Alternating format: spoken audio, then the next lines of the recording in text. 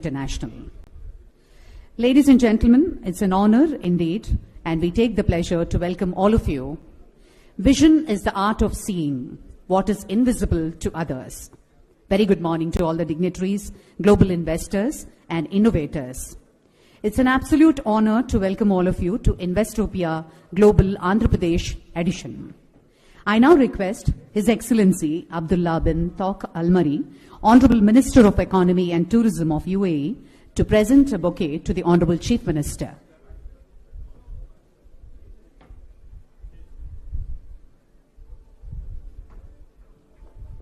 And I also request His Excellency to present a bouquet to all the other dignitaries on the stage.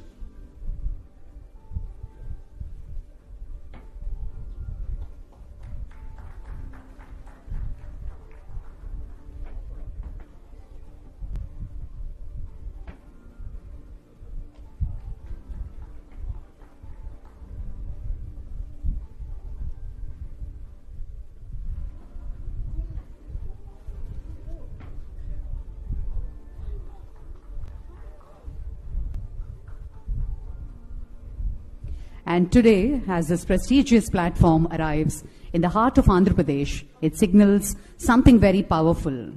The state is ready for the global stage. Its coastline advantage, and also this land is not just resources, but also resilience, reinvention. And today's conversation will spark a new idea, and we take the pleasure to welcome all of you on this very special occasion. I request our Honorable Chief Minister, Sri Nara Chandrababu Naidu Garu, to please light the ceremonial lamp and begin the proceedings.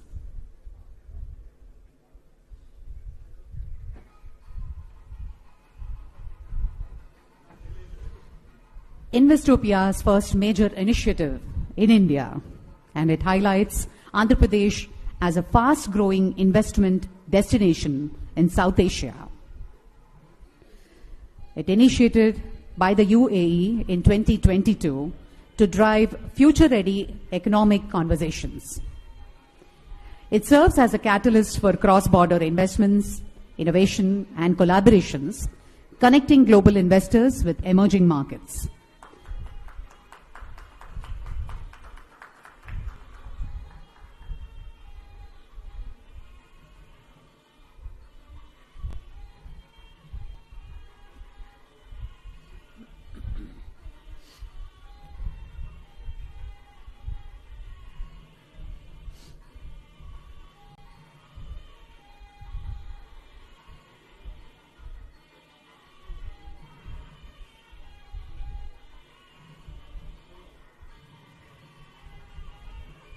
Thank you, sir. Thank you very much. Well, ladies and gentlemen, the significance of Andhra Pradesh edition, Investopia's first major initiative in India, and it highlights Andhra Pradesh as a fastest growing investment destination in South Asia. Andhra Pradesh's strong infrastructure, ports, skilled workforce, and policy support have made it a focal point for global investors. We have a special audio visual about Investopia. Can we have the AV, please?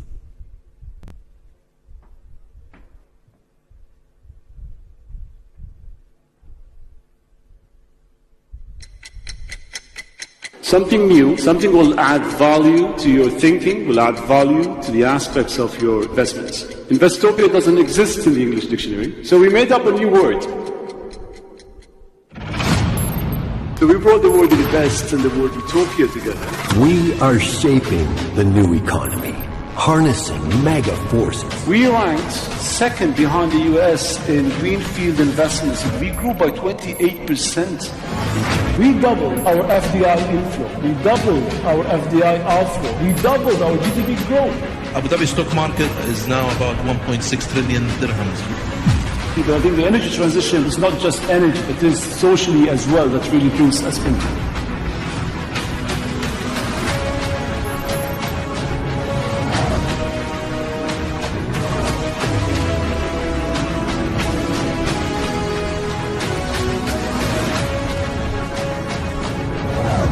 We're looking for the next transition, green transition is AI, satellite technology.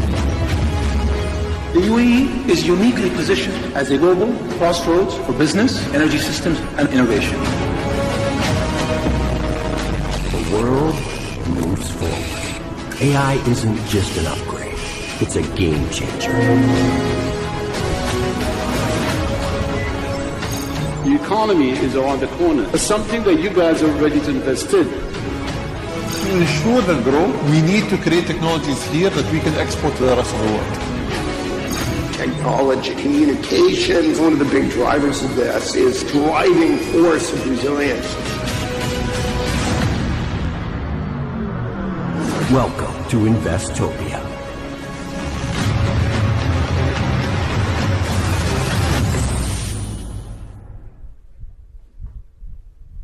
A huge round of applause, ladies and gentlemen. Investopia, the first ever investment destination and the biggest, fastest growing investment opportunity in Andhra Pradesh. On that note, may I now request Dr. John Ferris, CEO Investopia, to give the welcome remarks.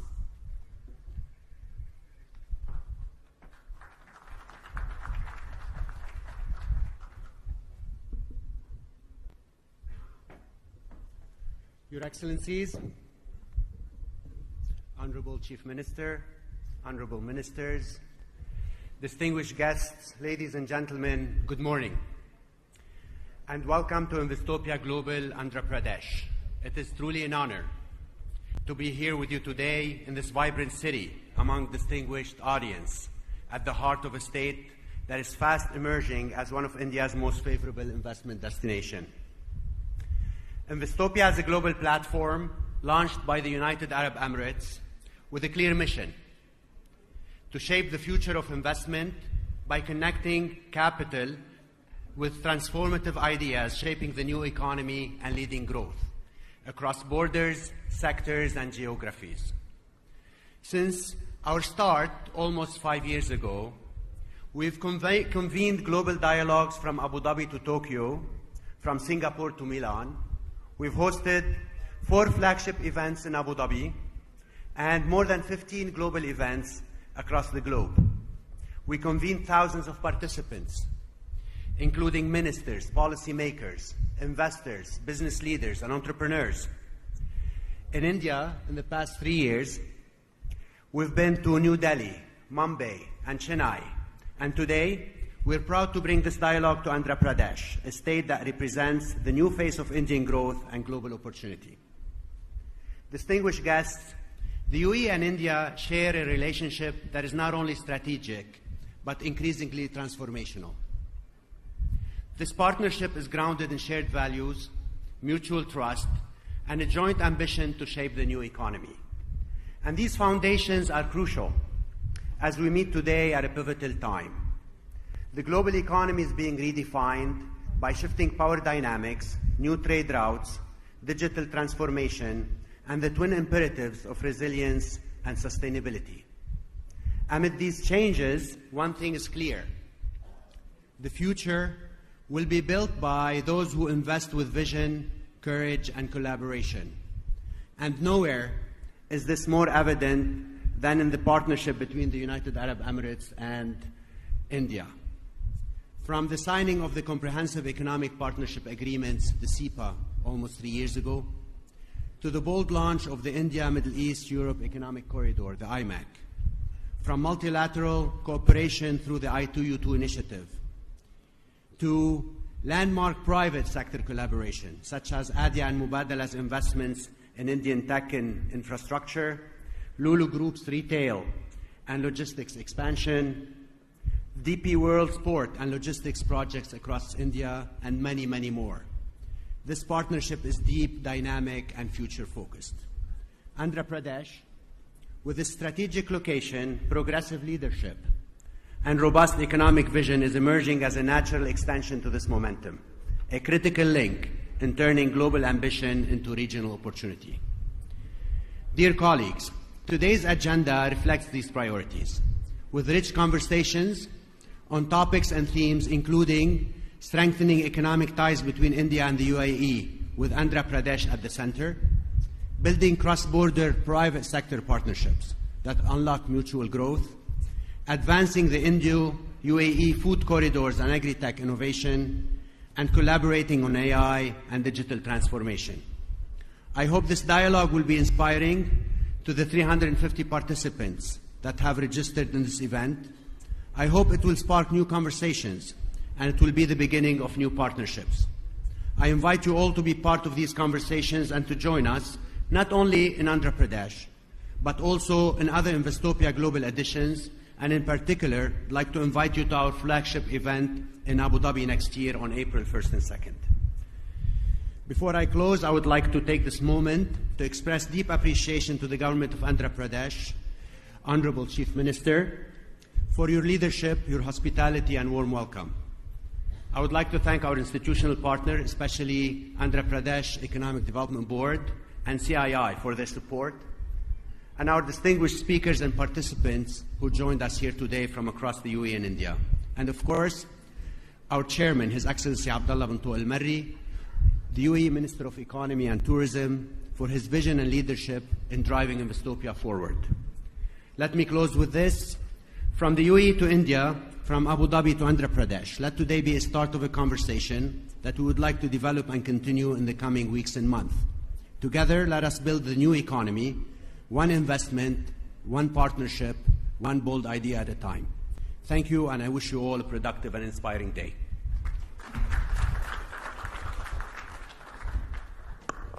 Absolutely, Dr. John Ferris. Thank you very much from Abu Dhabi to Andhra Pradesh.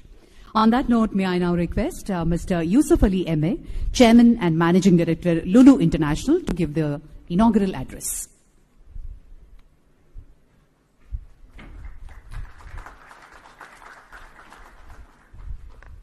Bismillahir Rahmanir Rahim, in the name of God, the most merciful, the most beneficent. Honorable Chandrababu Naidu Garu, Chief Minister of Andhra Pradesh, dynamic Chief Minister, and His Excellency Abdullah bin Al Marri, Honorable UAE Cabinet Minister of Economy and Tourism, Dr. Jean, CEO Investopia, Mr. Mugundan, CII, Honorable Minister of Industry, Honorable Chief Secretary, Honorable Secretary, Investment, United Arab Emirates, and also Secretary General of UAE Investment Council, Mr. Adib Ahmed, CEO Lulu Financial, friends, brothers and sisters. I am very happy to be here in this beautiful, historical city of Vijayawada and to be a participant in this inaugural session of Investopia Global event. Investopia is continuing to be a great event providing platform for global engagement and collaboration, connecting governments, investors, and business leaders to new economic opportunities. As we all know, this state of Andhra Pradesh, under the leadership of Honorable Chandrababu Naidu Garu, is progressing day by day in all areas. This is the reason why many foreign investments are coming to state of Andhra Pradesh. I still remember our first meeting with the Honorable Chief Minister for the very first time in Davos at the World Economic Forum. Honorable Chief Minister asked me what you can do for Andhra, what investment that you can do for Andhra. I told that I'm a retailer and I'm constructing shopping malls all over the world and also in India. You've got India's biggest shopping mall in Kochi, in my home state, Kerala. And also I'm constructing a lot of shopping malls in India. How many employment a shopping mall can give? I said 5,000 to 8,000. Now in Cochin, 8,230 people today working in our shopping mall. All my friends can go and see. I proposed to construct a modern mega shopping mall in Visakhapatnam and invited Honorable Chief Minister. So Honorable Chief Minister asked me, how you can convince me that you can construct a beautiful shopping mall. So I invited Honorable Chief Minister to Cochin to see my shopping mall. Honorable Chief Minister, along with his team visited Kochi to see our shopping mall and other developments and convinced himself. As a man of action, Honorable Chief Minister is a technocrat, leader, and visionary Chief Minister who always has welfare of his state and give employment to common people in his mind. Earlier, we could not start our project due to the reasons beyond our control. Now, when the Chief Minister came back to power, we visited Andhra Pradesh to reconfirm our support to the state and thought about our investments. We will start the construction of our shopping mall in Visakhapatnam soon. 5,000 to 8,000 people will get employment, I promise you. The project upon completion will provide employment opportunities for residents. We are also in the final stage of starting a food processing plant at Vijayawada, as a lot of raw materials are available in the state. So when we go and start food processing, we have got about 38 food processing plants all over the world, from America to Europe to Far East, and also in India. So we need raw materials. So raw materials are available in the state of Andhra Pradesh. This will help farmers, government, and we also want to ensure uninterrupted supply for our 285 shopping mall, hypermarkets all over the world. We are also opening hypermarkets in Vijayawada and other cities in Andhra Pradesh. This project will also bring valuable foreign exchange to the government of India and also to Andhra Pradesh. Already we are exporting a huge quantity of fruits and vegetables from this state to feed our hypermarkets in GCC countries, Egypt and other places. Let me take this opportunity to reassure our commitment to the state of Andhra Pradesh. I also thank Honorable CM and the government for all the valuable support being extended to us. As a resident of United Arab Emirates, past more than 50 years, I am very happy that our dear His Excellency Abdullah bin Tuq Al-Marri, Honorable UAE Cabinet Minister of Economy and Tourism, is here with us today. As we all know, after the historic visit of Sri Narendra Modi ji, Honorable Prime Minister of India to UAE, and His beloved His Highness Sheikh Mohammed bin Zayed Al Nahyan, President of UAE to India, the bilateral, cultural, economic and commercial relationship between both the countries have totally moved to a different level. As we hear the Secretary of Investment also here, directly from the Ministry of Investment. Today, both the countries are among each other's top trading partners. India is marching to soon become a $5 trillion economy under the dynamic leadership of our Prime Minister Narendra Modi ji. The Comprehensive Economic Partnership Agreement, CEPA, was a landmark agreement between UAE and India, showing growing interest and strong relationship between both countries. His Excellency Abdullah bin Tuq was a key figure in the CEPA negotiations and subsequent implementations.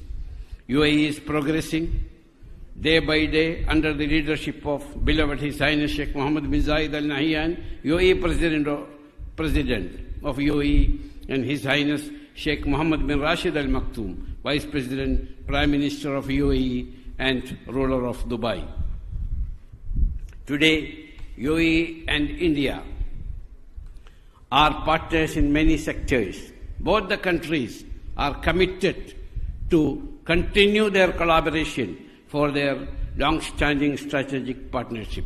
The state of Andhra Pradesh can play a significant role in this partnership.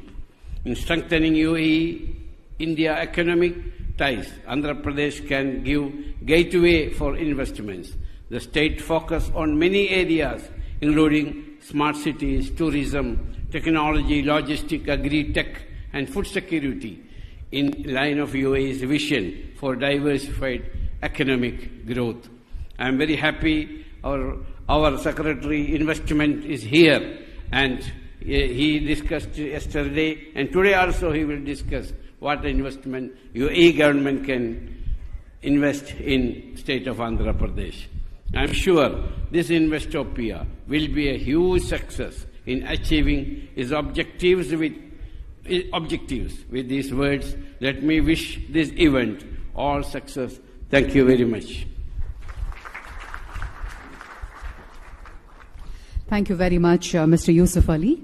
And may I now call upon Mr. R. Mukundan, President-designate CIA and Managing Director and CEO, Tata Chemicals Limited, to address the gathering.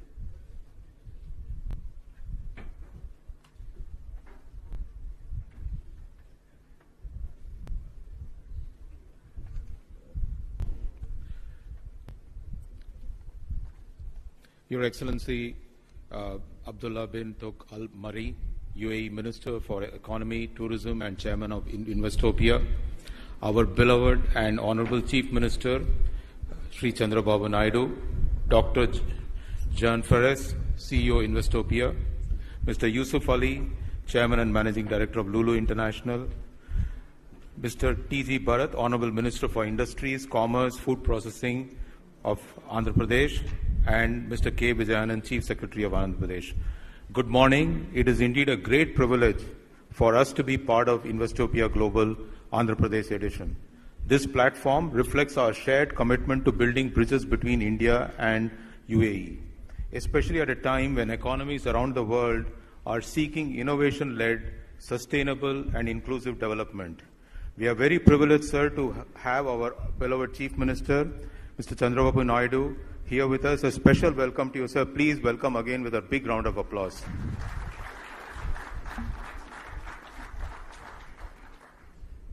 I'm also extremely delighted that this edition is being held in Andhra Pradesh, a state which truly epitomizes innovation, entrepreneurship, and forward-looking governance.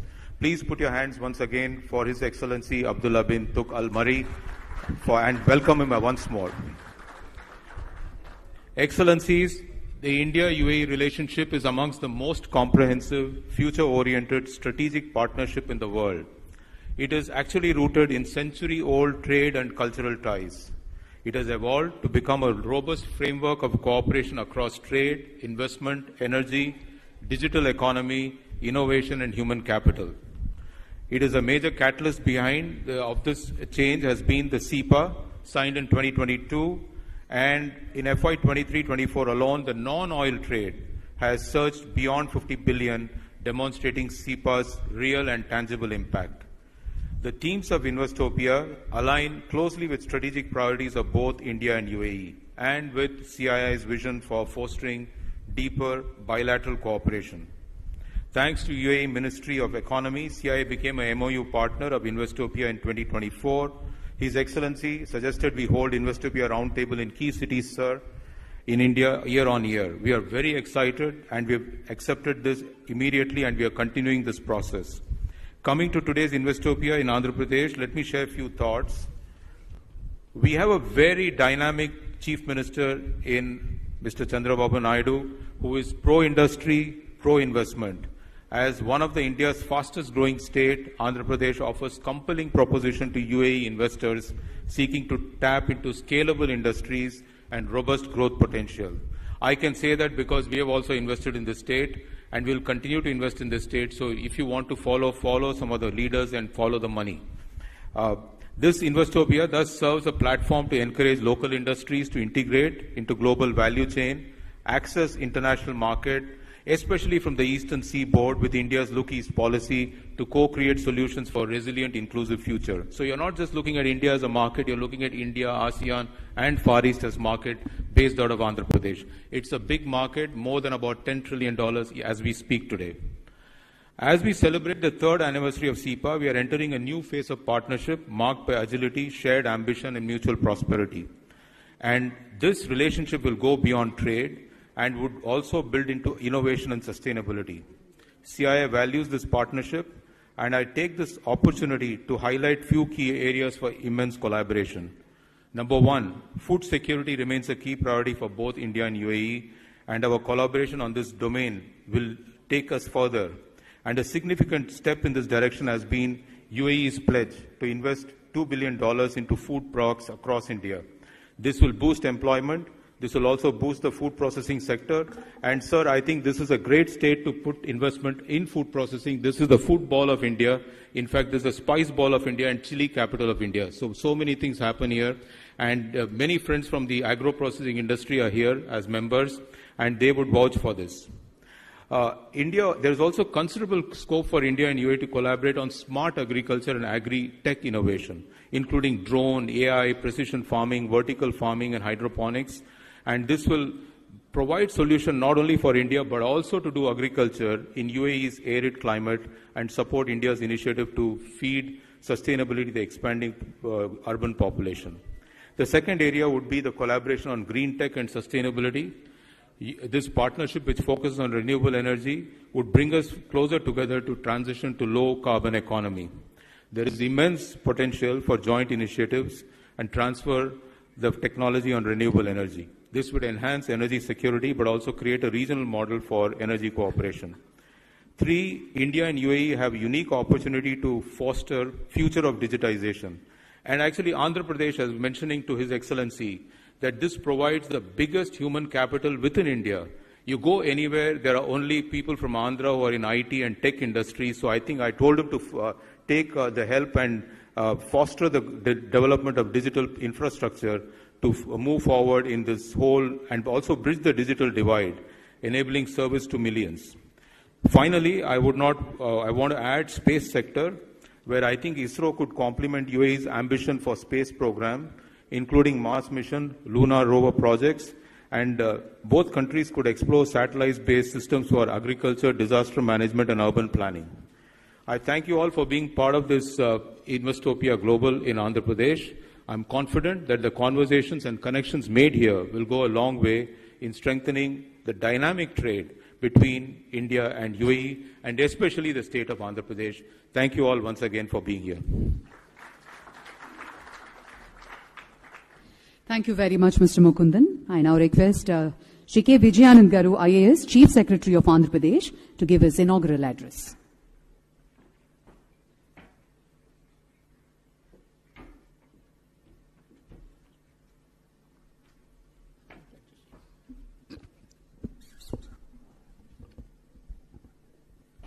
Honorable Minister of Economy and Tourism, United Arab Emirates, His Excellency Abdullah bin Tuq Al Mari, Chairman of Investopia also, Honorable Chief Minister of Andhra Pradesh, Sri Nara Chandrababu Naidu Garu, Sri Yusuf Ali Garu, Sri T.G. Bharat Garu, and Sri Mukundan Garu, President Designate CIA, Dr. Jane Faris, CEO Investopia, distinguished government officials, industry leaders, and esteemed delegates. I extend my warm greetings to each one of you. I thank Investopia Global for convening this pivotal forum. This forum brings together visionary leaders from India, United Arab Emirates, uniting minds from industry, policy, and innovation to shape the future of international collaboration and investment. We are deeply honored by the presence of esteemed dignitaries from the United Arab Emirates. Your commitment to economic innovation and global partnerships continues to inspire all of us who are present here. Your presence here today is a testament to the growing strength of the India and UAE relationship. It also highlights our shared belief that collaboration is the cornerstone of progress. The India-UAE relationship stands today as a model of modern economic diplomacy, which is rooted in shared values, mutual respect, and a bold vision for the future.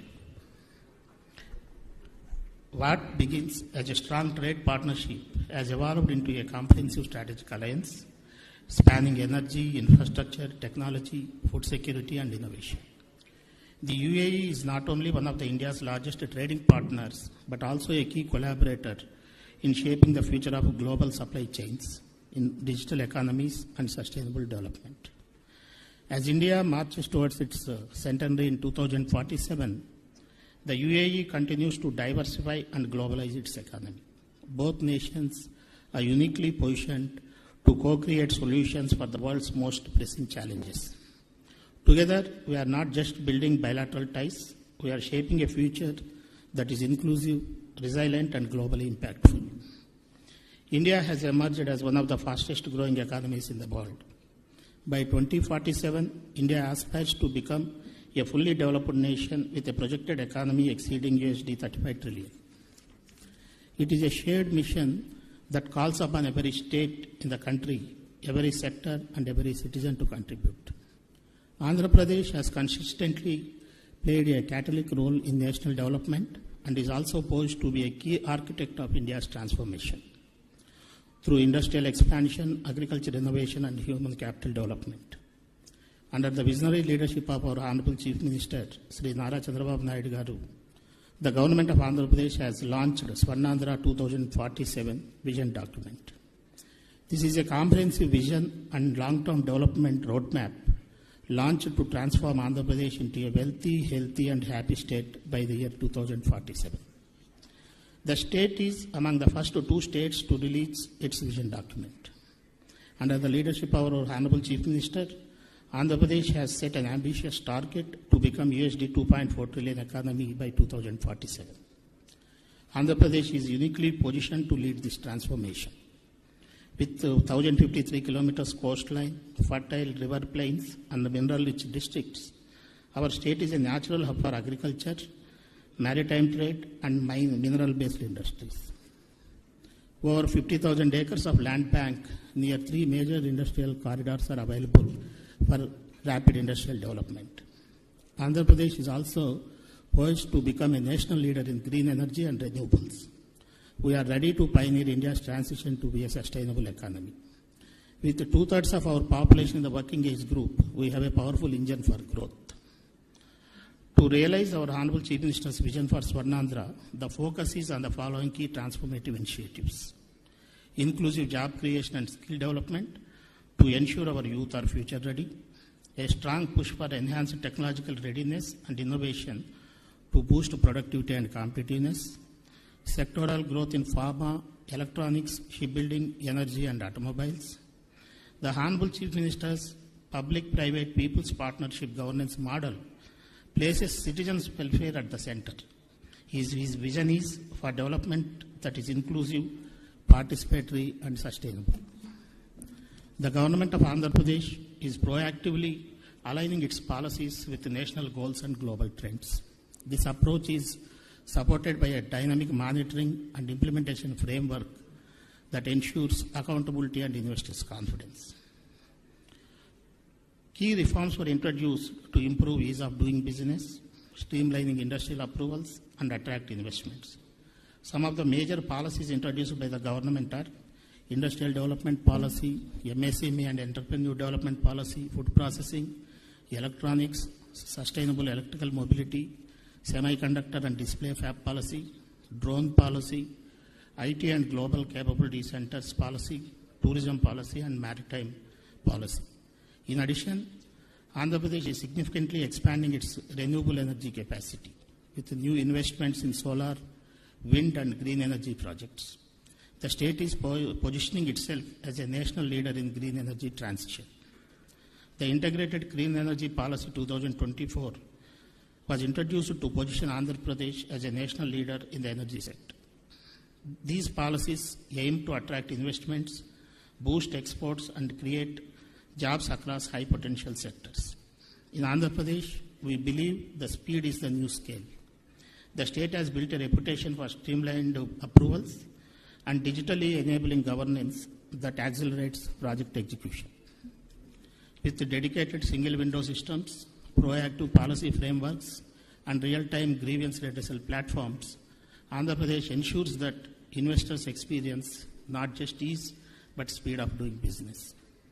Andhra Pradesh is also emerging as a tech-forward state with initiatives in quantum computing and AI, drone innovation, etc.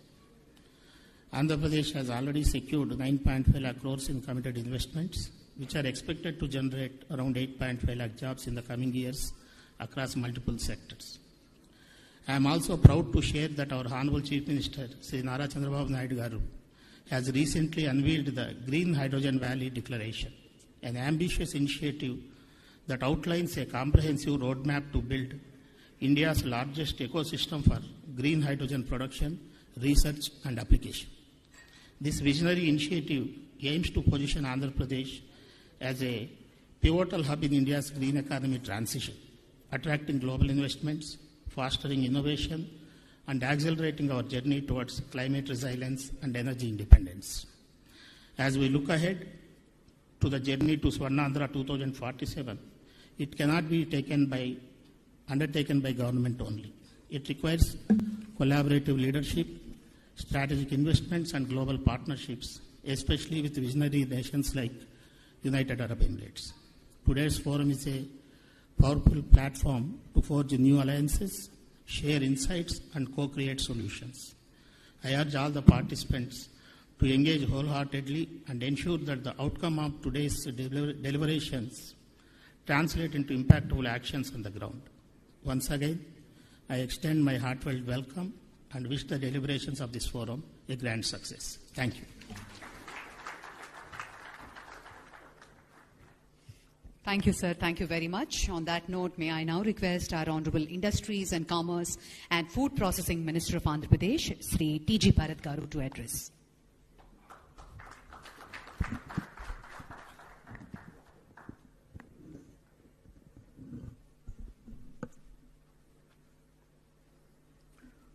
Our visionary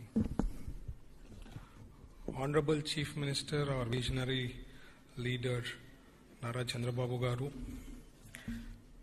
Our Excellency Abdullah Garu, Honorable Minister for Economy and Tourism, UAE, distinguished guests Yusuf Ali Garu, Mukund Garu, Vijayanand Garu, and Jane Fairs CEO,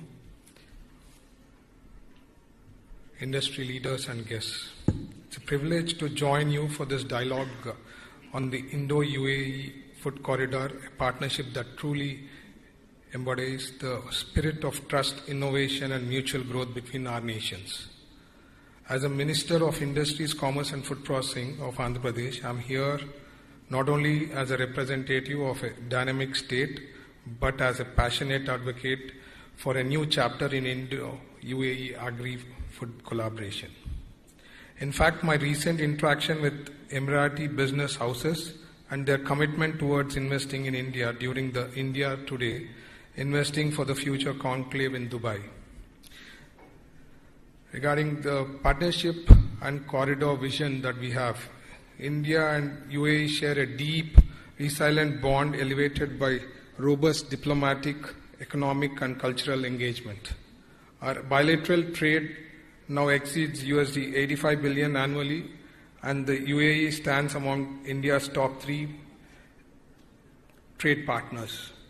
The Comprehensive Economic Partnership Agreement has opened the doors to greater food and agri trade, with over 80% of tariff lines now duty-free.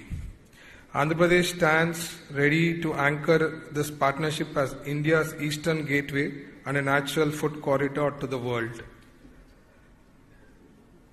Andhra Pradesh and India's growth powerhouse has positioned itself as a front runner in India's economic resurgence. Our GSDP crossed USD 171.5 billion with a robust growth rate of 10.75% in financial year 24, outpacing the national average. Our state is India's #1 marine exporter, contributing 45% of national marine exports, and is the country's largest producer of fish, shrimp, eggs, and key fruits like banana, mango, papaya, and citrus.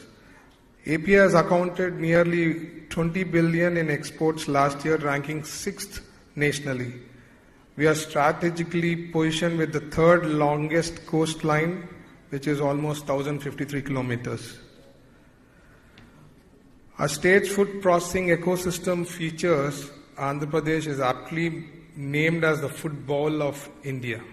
Over 5,565 food processing units, 9 mega food parks, and plug-and-play MSME parks across every district. 30% of India's fish production, 31% of shrimp exports, and 16% of national fruit production is from our state. More than 180 large and mega food processing units with major global and Indian brands investing in India, in AP. State-of-the-art cold storage warehousing, almost 1.21 million metric tons warehouse and 1.6 million metric ton cold storage capacity, and APEDA supported pre-cooling and grading facilities for seamless farm gate to export logistics. In infrastructure, AP is India's only state traversed by 3 national industrial corridors, VCIC, CBIC, and HBIC, providing seamless multimodal connectivity under the PM Gata Shakti grid. We have 6 ports, 4 new greenfield ports under development, and national highways, that is 16, ensure 4 to 6 lane access from clusters to ports. Our policy and incentives for AP is almost 45% to the capital subsidy, and we are doing ease of doing business as number 1 in India as of now, with 21 day end-to-end approval systems are there in place. So this is being launched by our new government, by Chandrababu Garu. In coming to innovation and skilling, we have 38.4 million working age people, over 250 plus engineering colleges. AP's workforce is one of India's youngest and most technically skilled.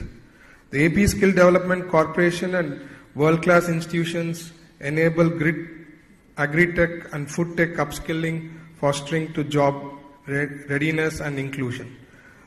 We have recently inaugurated incubation center in IIT Tirupati dedicated to innovation and food processing, standing as a test statement towards our state's commitment towards resilient and sustainable future with food security.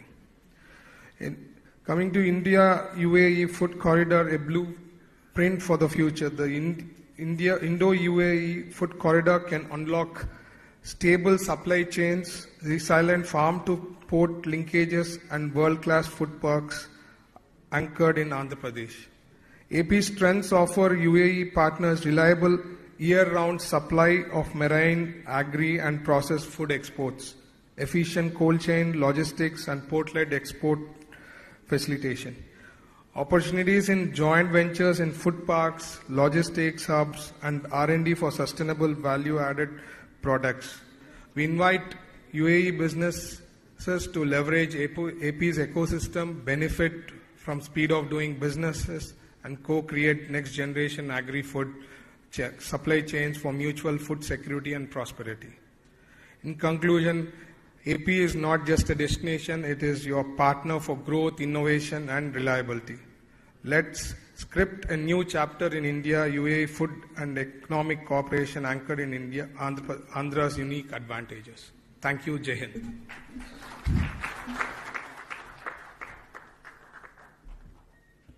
Thank you, sir. Thank you very much.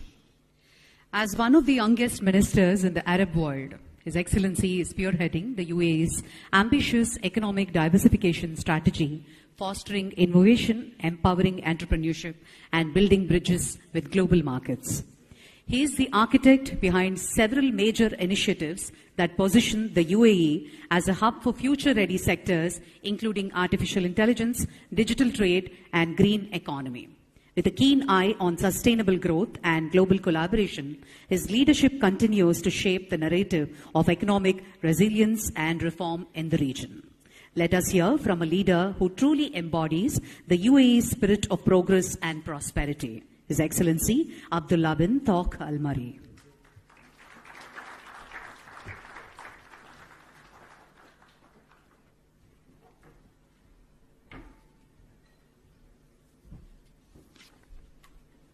Excellencies, Honorable Chief Minister Chandra Babu Naidu, friends from the UAE-India community, namaste and good morning to everyone.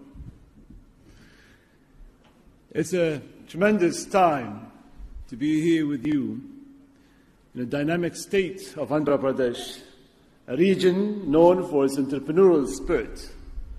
As the Honorable Chief Minister last night told me, how entrepreneurial this state and each household is. Innovation and your look as well to the global outlook. On the behalf of the United Arab Emirates and Investopia, I extend my deepest appreciation to our Indian partners for continued friendship and strategic collaboration, and more specifically to CII, who have supported Investopia third year in a row. Thank you. Since inception, in 2021, a lot of people ask me why Investopia, why the word invest and word utopia came together. In 2021, if you remember the days of COVID-19, the days of aviation was down, tourism was down, retail was down, industries was barely operating.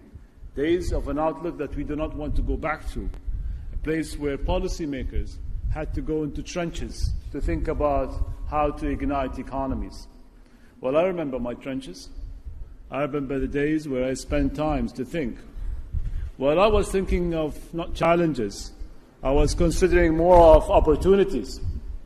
Time to think about new things. And the word Investopia came up. How do we invest in utopia? What does utopia mean? Utopia means the new things. How do we bring the new and the extraordinary of things? So in Investopia, I'd like you to share your minds and your thoughts. Yes, we're going to talk about retail. Yes, we're going to talk about aviation. Yes, we're going to talk about AI. But what's the new? As a young minister, I've been mentioned. I'm not young anymore, but 5 years ago I do. New is a part of now. It's a part of the now economy. How can I invest in the new? And the new is about 6 months down the line. I can't wait for the future economy. Future is 10 years down the line. And we want to push towards the new economies, create the new economies. So what's new in retail? What's new in innovation? What's new in industries, logistics, for instance? That kind of new that we want to share through Investopia and the world. And this is something which we come back to. As well in 2021, the UAE took path to sign the Comprehensive Economic Partnership Agreement. An agreement, when we signed it, with the first country was with India. Remember the days it took us 88 days. Now 88 days in any CEPA is impossible. But with India it's always possible. Because there is partnership, there is friendship, and there is this vision goal between our leadership. Now to take 88 days and to implement and 3 years down the line, here we are today. Let me give you a couple of numbers. Our non-oil grew by over 20.5%, reaching about 250 billion dirhams. India was the UAE top non-oil export destination, accounting for 13.5% of our total exports, with 75.2% year-on-year growth. We are India's third largest trading partner globally, and we expect bilaterally non-oil trade to surpass more than 100 billion annually by 2030. We have KPIs on this, and we want to move very fast, which is 3 years down the line. But that's just not about the numbers.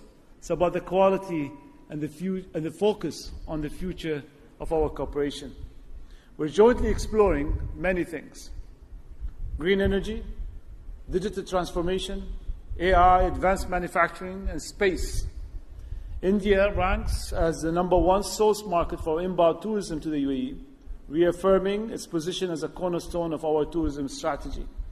In 2024, the total number of Indian tourists visiting the UAE reached 4.2 million, marking a significant increase from 3.7 million in 2023. Moreover, more than 641 flights operating weekly between the two nations. Air connectivity is the most important and a strong enabler to people and business ties.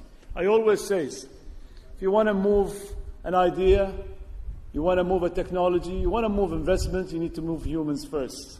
They come with ideas, technologies, and money.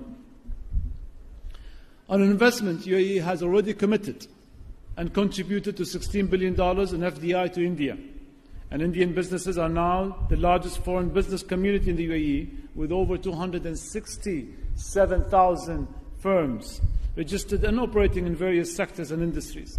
This is just not a partnership, it's a shared economic ecosystem.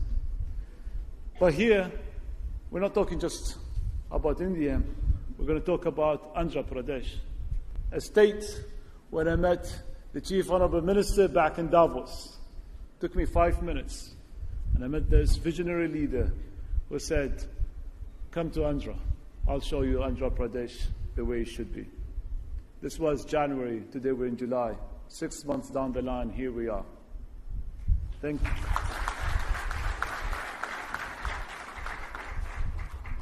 Well, Andhra Pradesh has astonished me. So many jewels, so many gems, so many things to see. Starting with opening my curtains this morning and looking at this beautiful state, the green state, and the beautiful rivers that you guys have, and the coastline and infrastructure that is built around it. I'm very happy to be here, leading a delegation from the United Arab Emirates to really explore the opportunities of synergies between us. We'll focus on infrastructure, we'll focus on technology and sustainability. We'll drive as well to attract more global investment and innovation to the state. And we are committed to build a resilient, people-centered growth in our partnership moving forward. We are confident that Andhra Pradesh can become a strategic node in UAE-India economic corridor. From port connectivity and logistics to food security, AR research, and clean tech deployment and potential is enormous. At Investopia, we aim to facilitate dialogue by bringing together sovereign wealth funds, venture capital, and policymakers. These are three enablers that has to come together for the new economies of Investopias. And we facilitate these dialogues to enable real investment deals through curated sectorial roundtables and Future 100 Startups roundtables. We would like to co-create innovation by supporting bilateral startup exchanges, incubation programs, and sandbox for future tech. Well, in closing, we are living in a very global volatility. The context around us is changing every 3 months. Grey or black swans are emerging and happening as we speak. But the UAE and India offer a different story, one of trust, one of openness, and one of a long-term vision. We are building bridges, not barriers, and I would like to take this moment to invite you all to launch partnerships. We do not want just trade, but we like to build the future of economy together, grounded in sustainability, digital leadership, and mutual prosperity. Thank you very much for your attention.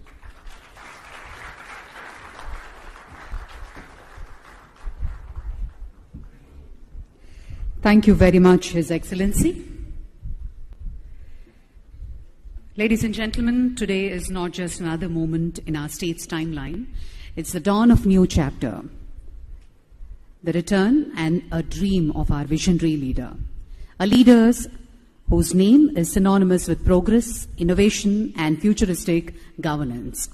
Under his dynamic leadership, Andhra Pradesh has not just only dreamt big, but is now delivering bigger. From reviving Amaravati as a world-class capital city to bringing back global investors' confidence, from digital governance and IT empowerment to youth-led development and smart infrastructure. He has refined what good governance truly means.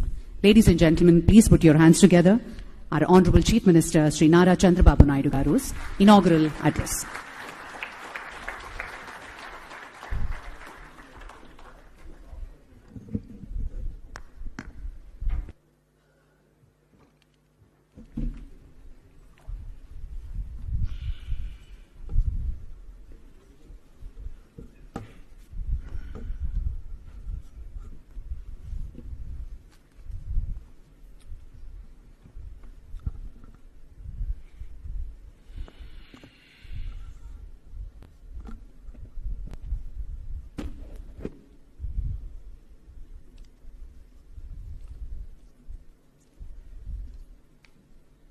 His Excellency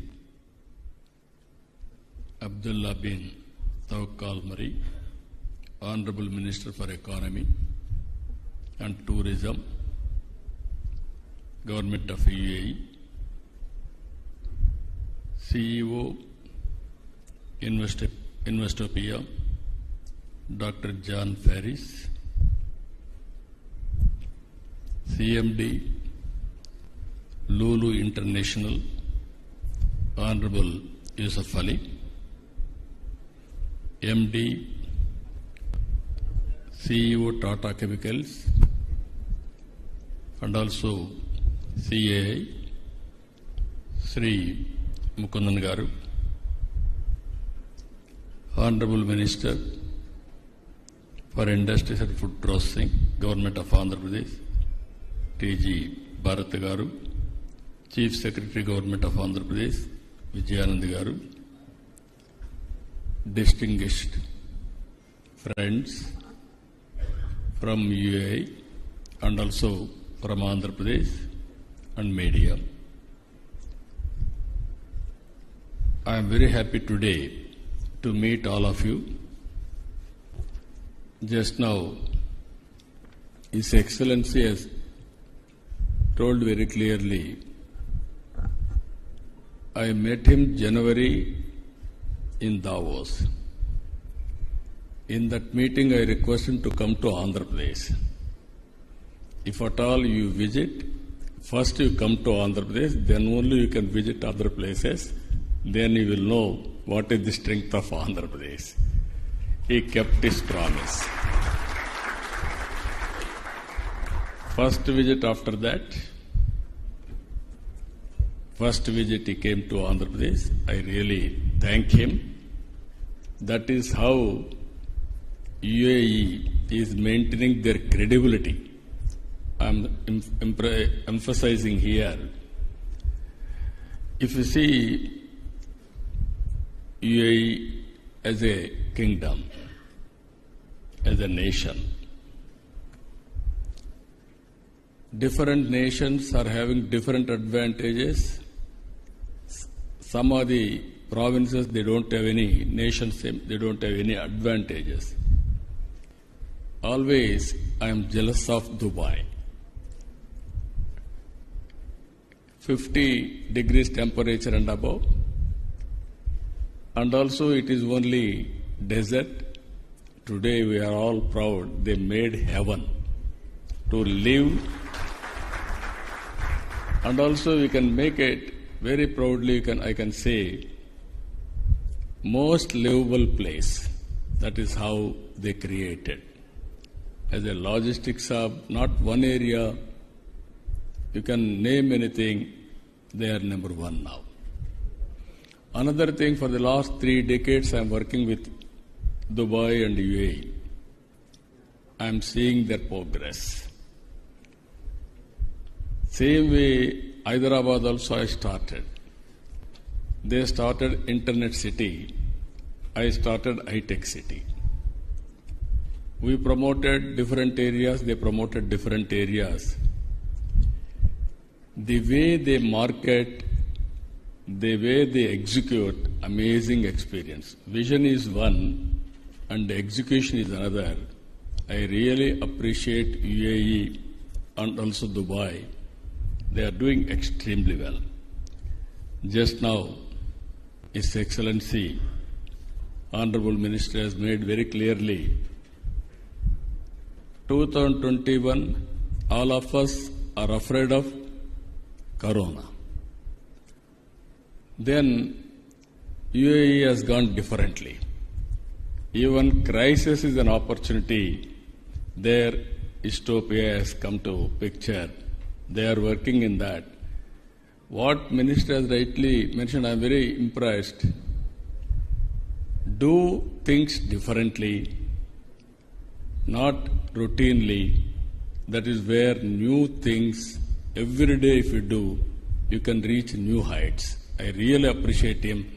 Vision is very clear, very, very effective vision. Regarding to India and also UAE, we are having very good relations. UAE, if you can see, around 1.1 crore population. 40% are Indians. Nearly 38% in UAE are Indians. We are contributing for UAE growth.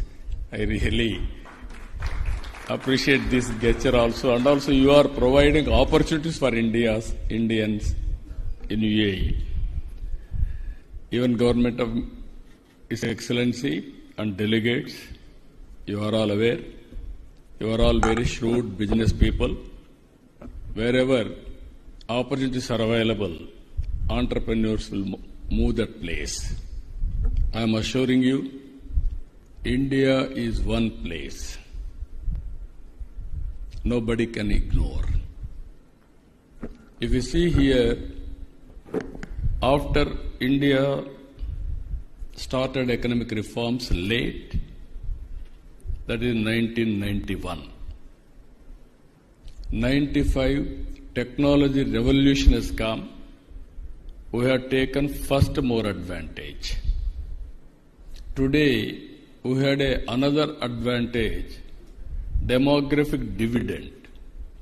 It is a windfall gain for us. No other country is having this advantage.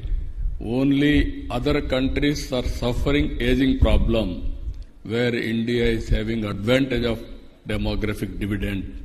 It will continue another 20-25 years. If you plan population management, nobody can beat India in the near future. Hundreds of years, India's era. We are very fortunate, again, right time, right leader, at right place. That is our Honorable Prime Minister Narendra Modi. He is very strong leader. With all these things, India is having very good advantage with the UAE, and also your agreements we have seen as on today. Last year, 24-25, $100 billion US trade between India and UAE. Even Andhra Pradesh, very small amount, 1.45 billion US dollars, 12,500 crores. Here I wanted to mention, we have prepared an ambitious plan. It is possible. We are all in inspiring time. Around 1999-2000, I prepared vision for Andhra Pradesh. That was combined state of Andhra Pradesh, Vision 2020. Today, all my vision has become a reality. Anyway, Honorable His Excellency is going tomorrow to Hyderabad. That was part of my vision. I developed there. You name anything today. Most livable city in the country is Hyderabad. That was planned from 1995 onwards. Even MR is also there, and so many people have contributed for that great city. Now we are planning, Government of India Narendra Modi garu is planning Vikasit Bharat 2047. As on today, we are fourth largest economy. For the last 10 years, from 11th place, we are able to reach 4th place. By 27-28, we are going to reach third largest economy in the world. I am assuring you, India is going to become developed nation. Our aim is to become number one economy in the world by 2047. That is our mission, that is our vision. We are working in that direction. Today, again I am telling you, we are inspiring time. I have seen technology. I promoted mid-1990s, that is 95 onwards, information technology. Now, 25 years' time, the impact of public policy, if you can go through, all over the world, every 4 IT professionals, one is from India. Among Indians, out of 4, more than 1 or 2, more or less equally from Andhra Pradesh, from Telugu community. Today I can say proudly within 25 years, if you go to any country in the world, highest per capita income earners are Indians. Among Indians, 33% are from Telugu community in my state. That is the power of public policy. Now I am talking artificial intelligence and also quantum valley, quantum computing. First time in India we are establishing quantum computing. IBM, TCS, L&T, already we have come to an understanding. By 1st January 2026, quantum computing is going to operate from India, that is in Amaravati.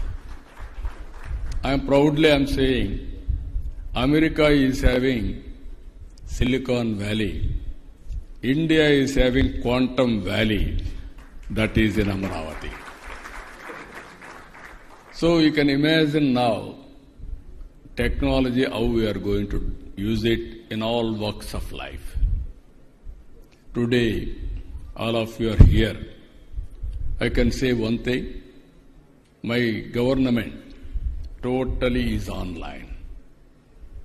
WhatsApp governance. Around 575 services are online today. By August 15th, no citizen not necessary to go to any office. Tomorrow, once you decide to invest Andhra Pradesh, from then onwards, it is our responsibility to make it successful. All permissions will be given online.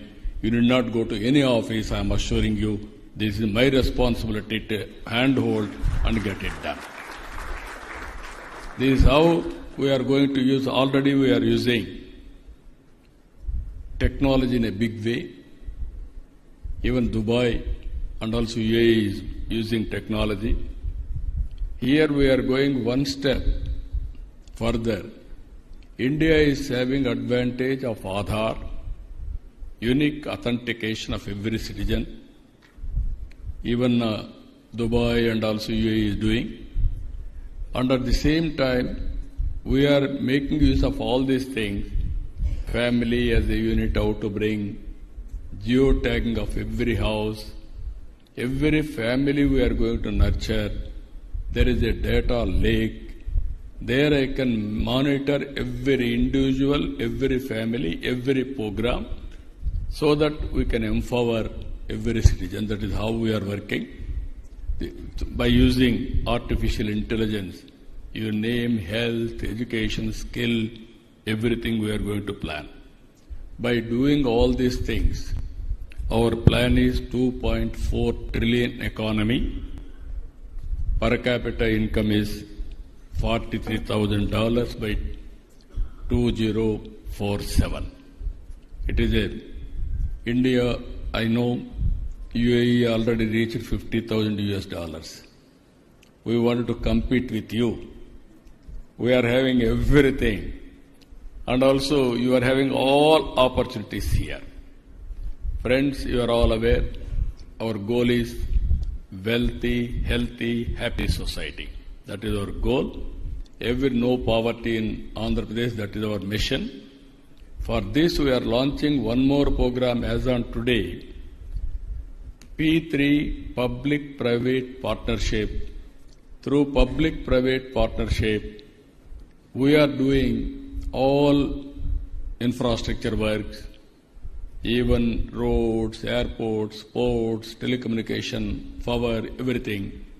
Now I am launching one more program, that is P4, Public-Private People Partnership. High net worth individuals top 10% has to adopt bottom 20%. Provide bandwidth, managerial skills, handhold, timely assistance. You have to first 2029. There won't be any poor people according to World Bank standards. 100% above poverty is our aim. After that, how to reduce inequalities between haves and have-nots. That is where Dubai and also UAE government have done extremely well.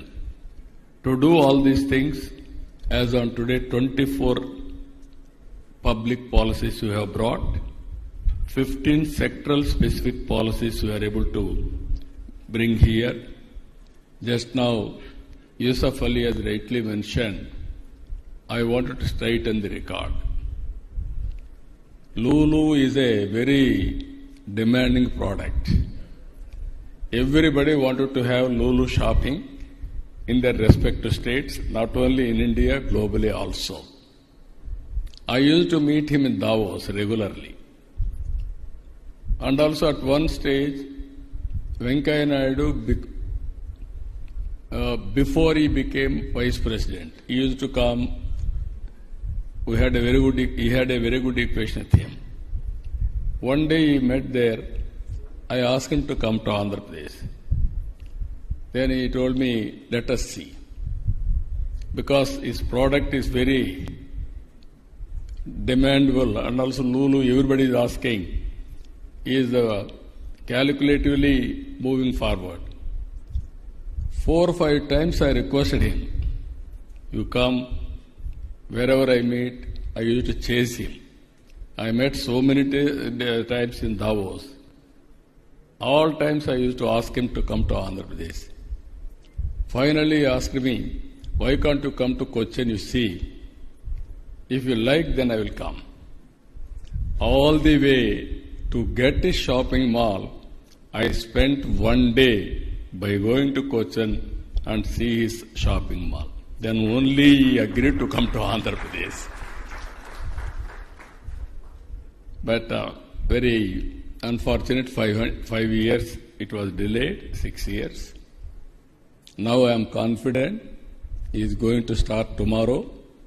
He is going to start at the earliest. And also he is going to start one more hypermall in Vijayawada.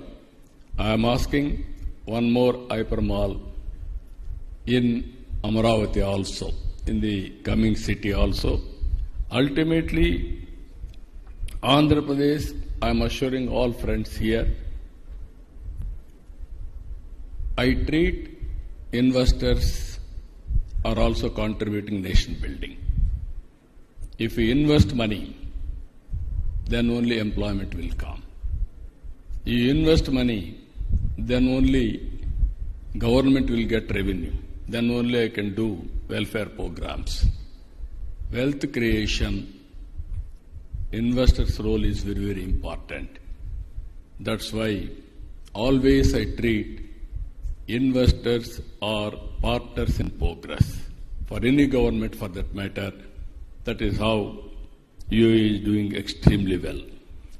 Here, we are moving ease of doing business to speed of doing business. Earlier, ease of doing business, we are number 1 continuously for 5 years. Now we have changed our gear. by doing speed of doing business.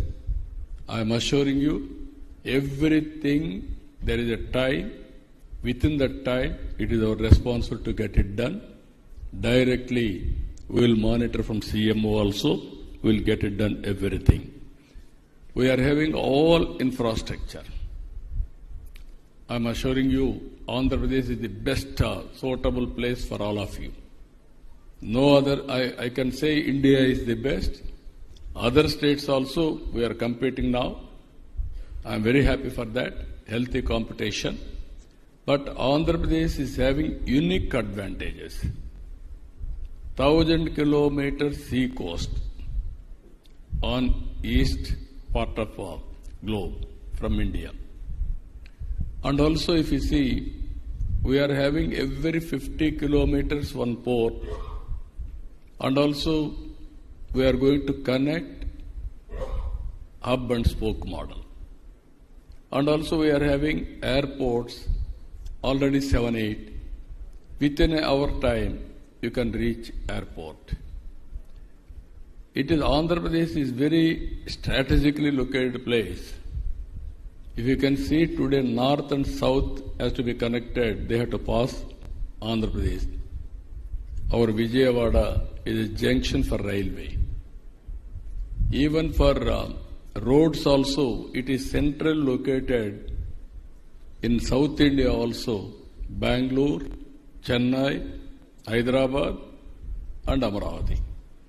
So with all these things, we are focusing on road network. Inland waterways, we are very strong.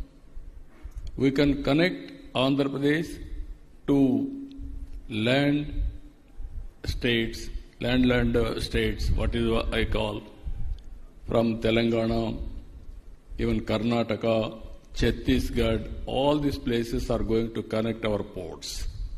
There is a huge opportunity, I am assuring you. And also Andhra is very rich in water resources, very rich in agriculture. And also if you see logistics, and also agriculture, agro-processing, and also agriculture, we are very strong in horticulture, aquaculture, and also commercial crops, vegetables and fruits. No other state can give this type of strength for investors. Digital, technology, we are very strong. Even human resources, we are number one. I can say very, very highly skilled human resources we can provide. That is our strength. His Excellency has rightly mentioned green energy. Future is for green energy. Now our country is going to produce nearly 500 gigabit green energy by 2030. That is the target they are working. In that, we wanted to contribute 160 gigabits power green energy in the near future. We are having excellent advantage. One is solar, wind, pumped energy, and also ports. It is a deadly combination for green hydrogen and also ammonia for exports. Already, so many ports have been identified by investors. Visakhapatnam, even NTPC is going in a big way for investment. Even Kakinada, Greenco is doing one more project for green ammonia. Recently, some Britain company has come to start green ammonia in Krishnapatnam. That is where recently announced 1-year action plan, declaration of Amaravati on green hydrogen. Now we announced green hydrogen valley is from Andhra Pradesh. First hydrogen valley is from Andhra Pradesh. You name anything, everything will come. That is how we are working. One thing, technology, quantum valley. Second thing is nature, how to protect, green energy. If we can go green hydrogen, that is a game changer. These are all new technologies we are working. And also with all these things, again, tourism, even UAE is very strong. We are having all beautiful places, excellent water. If you can go to Polavaram to Bhadrachalam, there is a Papikondalu, inland waterways. You can see beautiful place. And also there are excellent places of Araku Valley, Lamsingi. They are all known Kashmir of Andhra Pradesh. These are all very good locations we are having. And also Madanapalli, and also so many temples. I can say proudly, always from Hyderabad, first flight to Makkah, Aj, I created from Hyderabad. And also Aj House I created from Hyderabad. These are all various things I am going to announce very short. From Amaravati, that is Vijayawada, special flight from here to our Aj pilgrimage to Makkah we are going to organize very soon. With all these things, partnership, there are a lot of opportunities. Friends, you are all here. 2 days we are going to discuss ports, shipbuilding, logistics, even DP World. I had a discussion in Davos. They promised me they will come. Today they are all here. I am telling you, if you work with the government of Andhra Pradesh, we will take to the logical conclusion. I am assuring you I will extend all the cooperation for you. We can work it out with clear vision and dedicated timelines. There is a very good opportunity for commercial and also hospitality and also tourism. And also we are having advantage oil, gas, petrochemicals, even Abu Dhabi National Oil Corporation to develop Molapeta, petrochemical hub, and also new energy potential, how to tap. You can work with us. That is one more opportunity. Green energy, sky is the limit. I am assuring you, if you can come with all new technologies, you can make your investment safe and also very good destination. And also we are having all advantage data centers. Even very soon, Google is going to come to Visakhapatnam, biggest data center after USA. They want to start in Visakhapatnam. I am assuring you, not only one. You name space, we will be number one.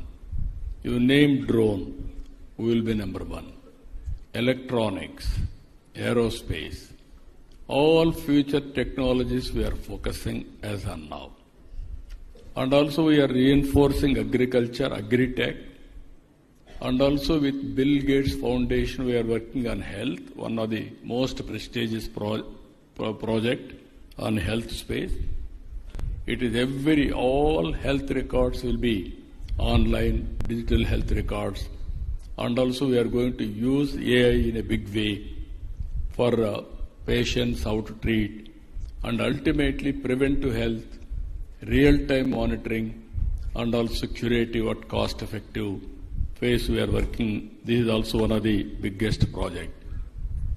Ultimately, friends, trust is important. Trust cannot build overnight. It is a matter of time. Now you are all watching. What our minister has rightly mentioned, if I say something, I will implement.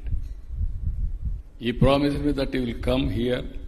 He demonstrated without fail. That is where I like UAE and Dubai. You are all working now how to promote investment.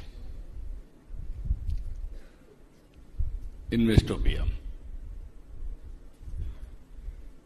Now, you are having 3 meetings a year in India.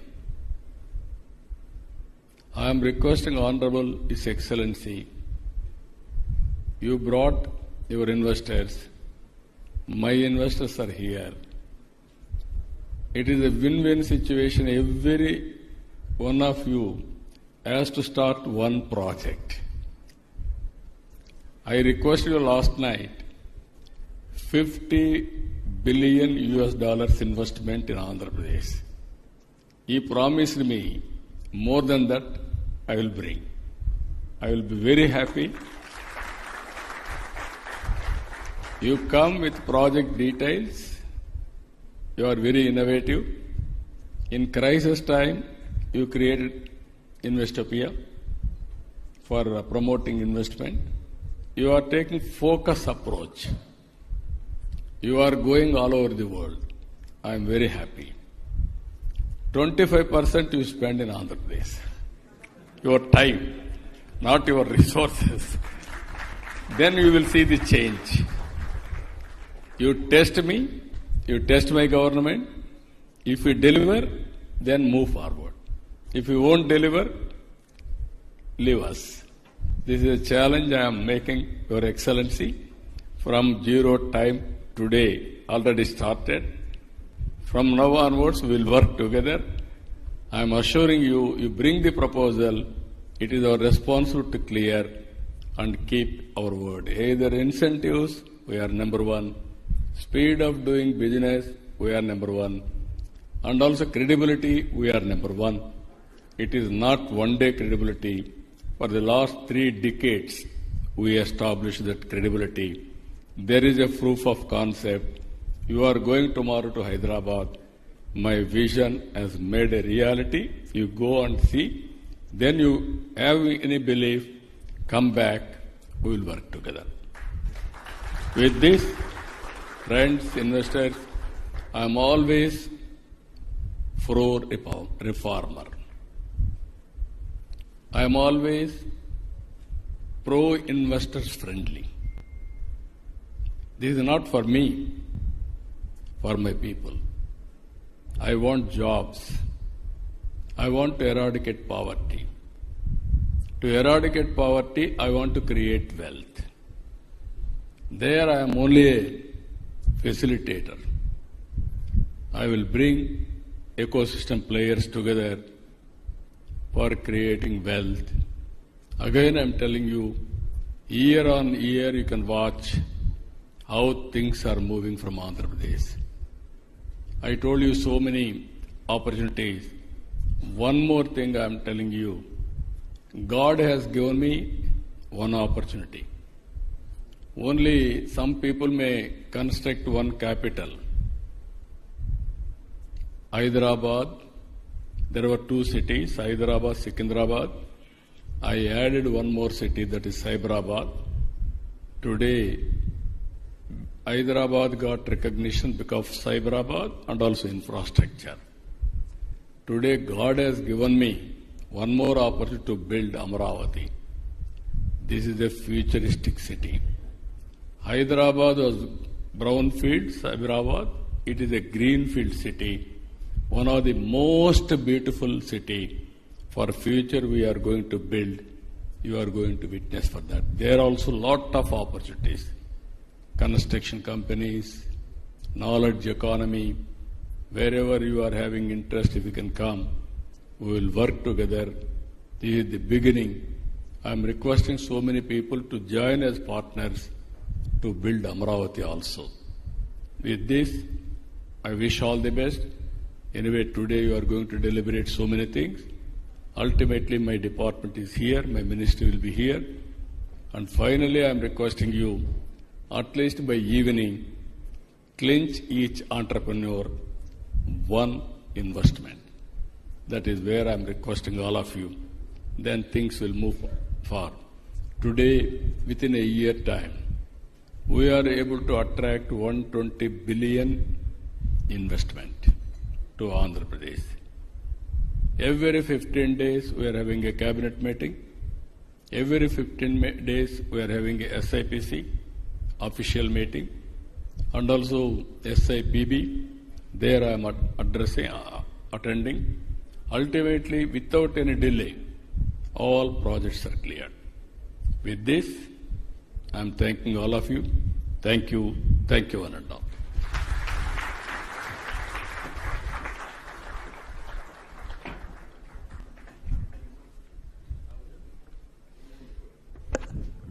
Thank you very much, sir, for that inspiring address, as always. And we now move on to a memorandum of understanding exchange between APEDP and Investopia. I request Sri Saikant Verma IAS, CEO, APEDP, and Mr. Joe Ferris, CEO, Investopia, to kindly come up onto the stage and exchange the MOUs under the presence of His Excellency and Honorable Chief Minister.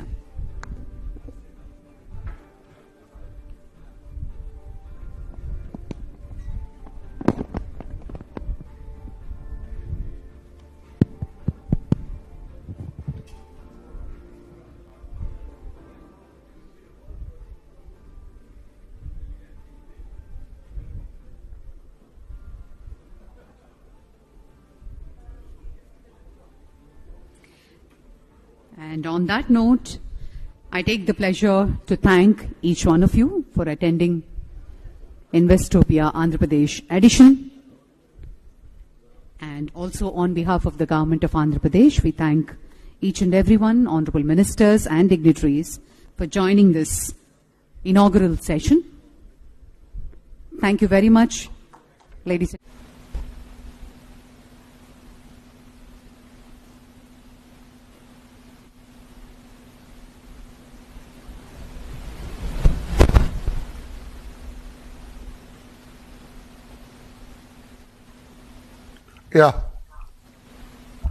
Sir, అందరికీ నమస్కారం అండి. గౌరవ జగన్మోహన్ రెడ్డి గారు మాజీ ముఖ్యమంత్రి, ఈనాడు పులివెందల శాసనసభ్యుడు. ఆయన governor గారిని కలిశారు ఒక అరగంట క్రితం. వారి పార్టీ నాయకులతోటి, వారి శ్రీమతితో కూడా కలిసినట్టుగా విన్నాను. స్క్రోలింగ్ ఎక్కడో చూశాను నేను. కానీ ఆయన గవర్నర్ గారిని ఎందుకు కలిశారు, గవర్నర్ గారితో ఏం మాట్లాడారు, గవర్నర్ గారికి ఎవరి మీద ఫిర్యాదులు చేశాడు, గవర్నర్ గారిని కలిసి గవర్నర్ గారు ఏమి చేయాలని అడిగారు, మరి బయట ఉన్న ప్రెస్ వాళ్ళకి మాత్రం ఆయన చెప్పలేదు. కార్యకరట వెళ్ళిపోయారట. ప్రెస్ వాళ్ళు కేకలేస్తున్నారు, చేతులు ఊపారు, ఆపండి ఆపండి అన్నారు.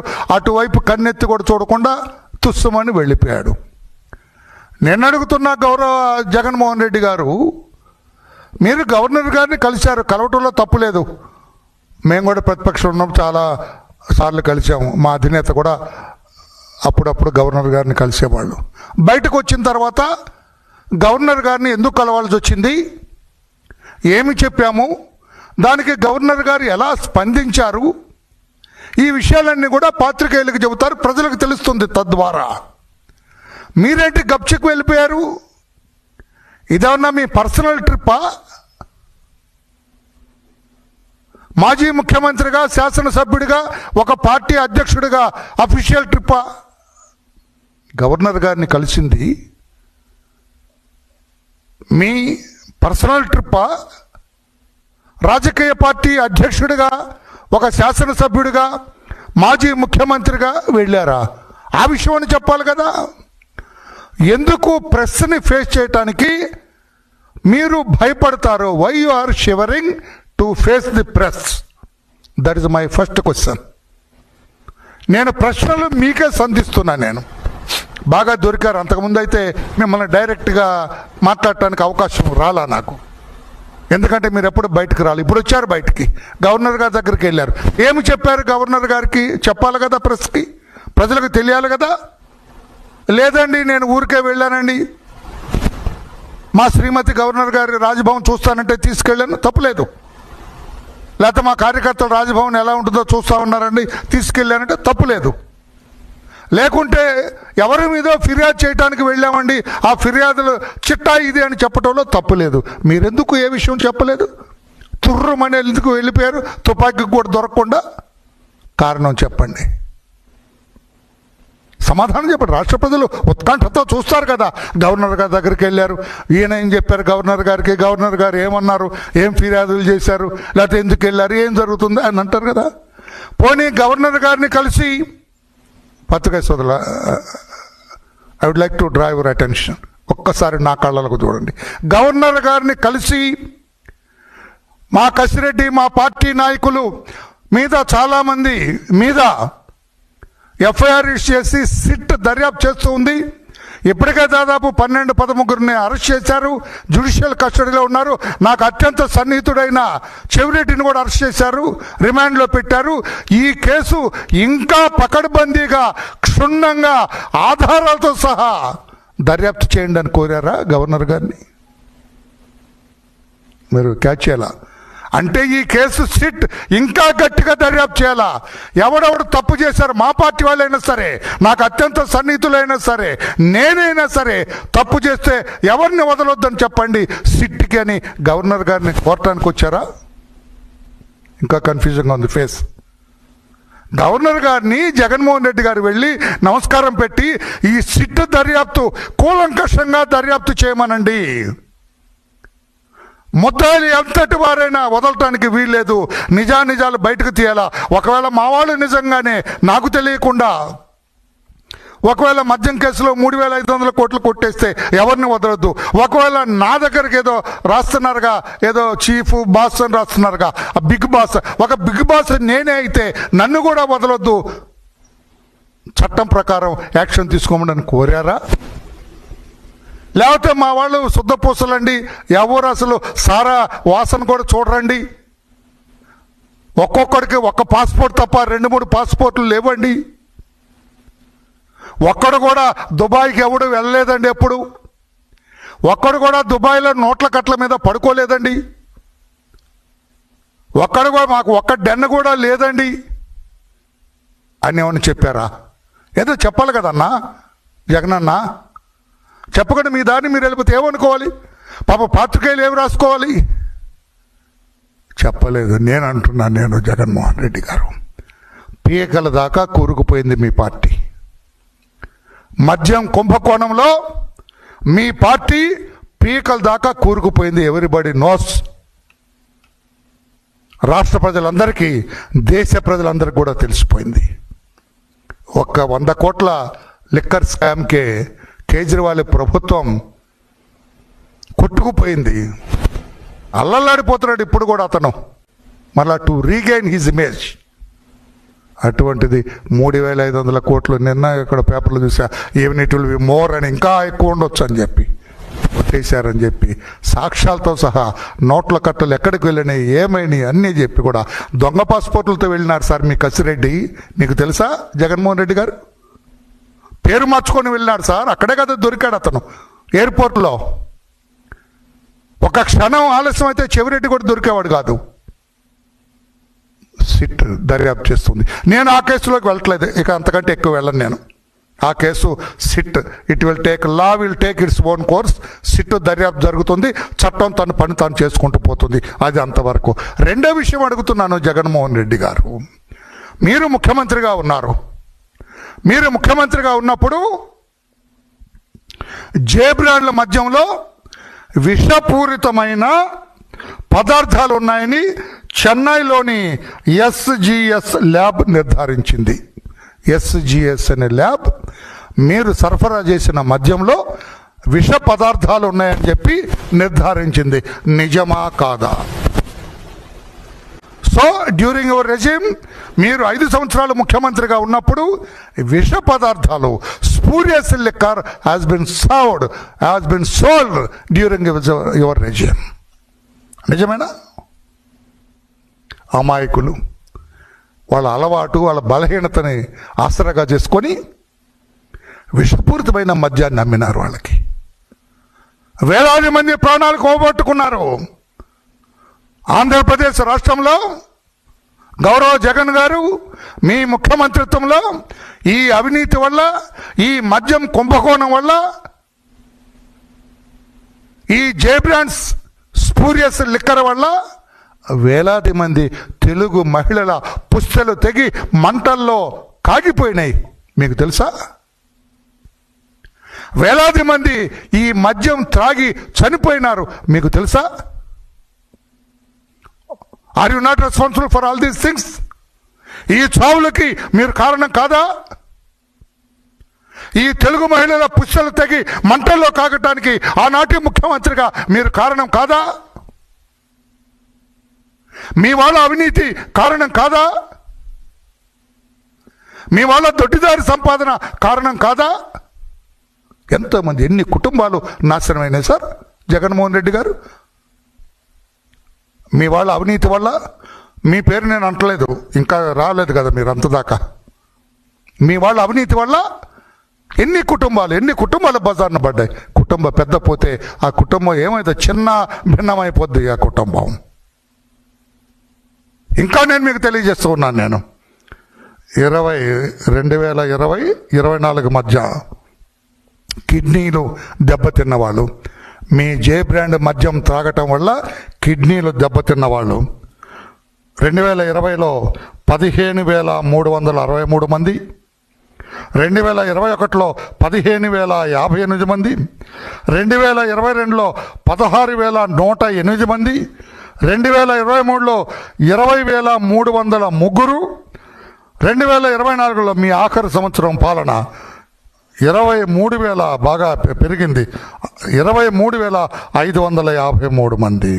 అంటే మీ 5 సంవత్సరాల పాలనలో ఈ విషపూరిత కల్తీ జే బ్రాండ్స్ మద్యం త్రాగి 90,380 మంది, ఐ రిపీట్ 90,385 మంది కిడ్నీలు దెబ్బతిన్నాయి. Their kidneys are not functioning. ఇది కాకి లెక్కలు కాదు.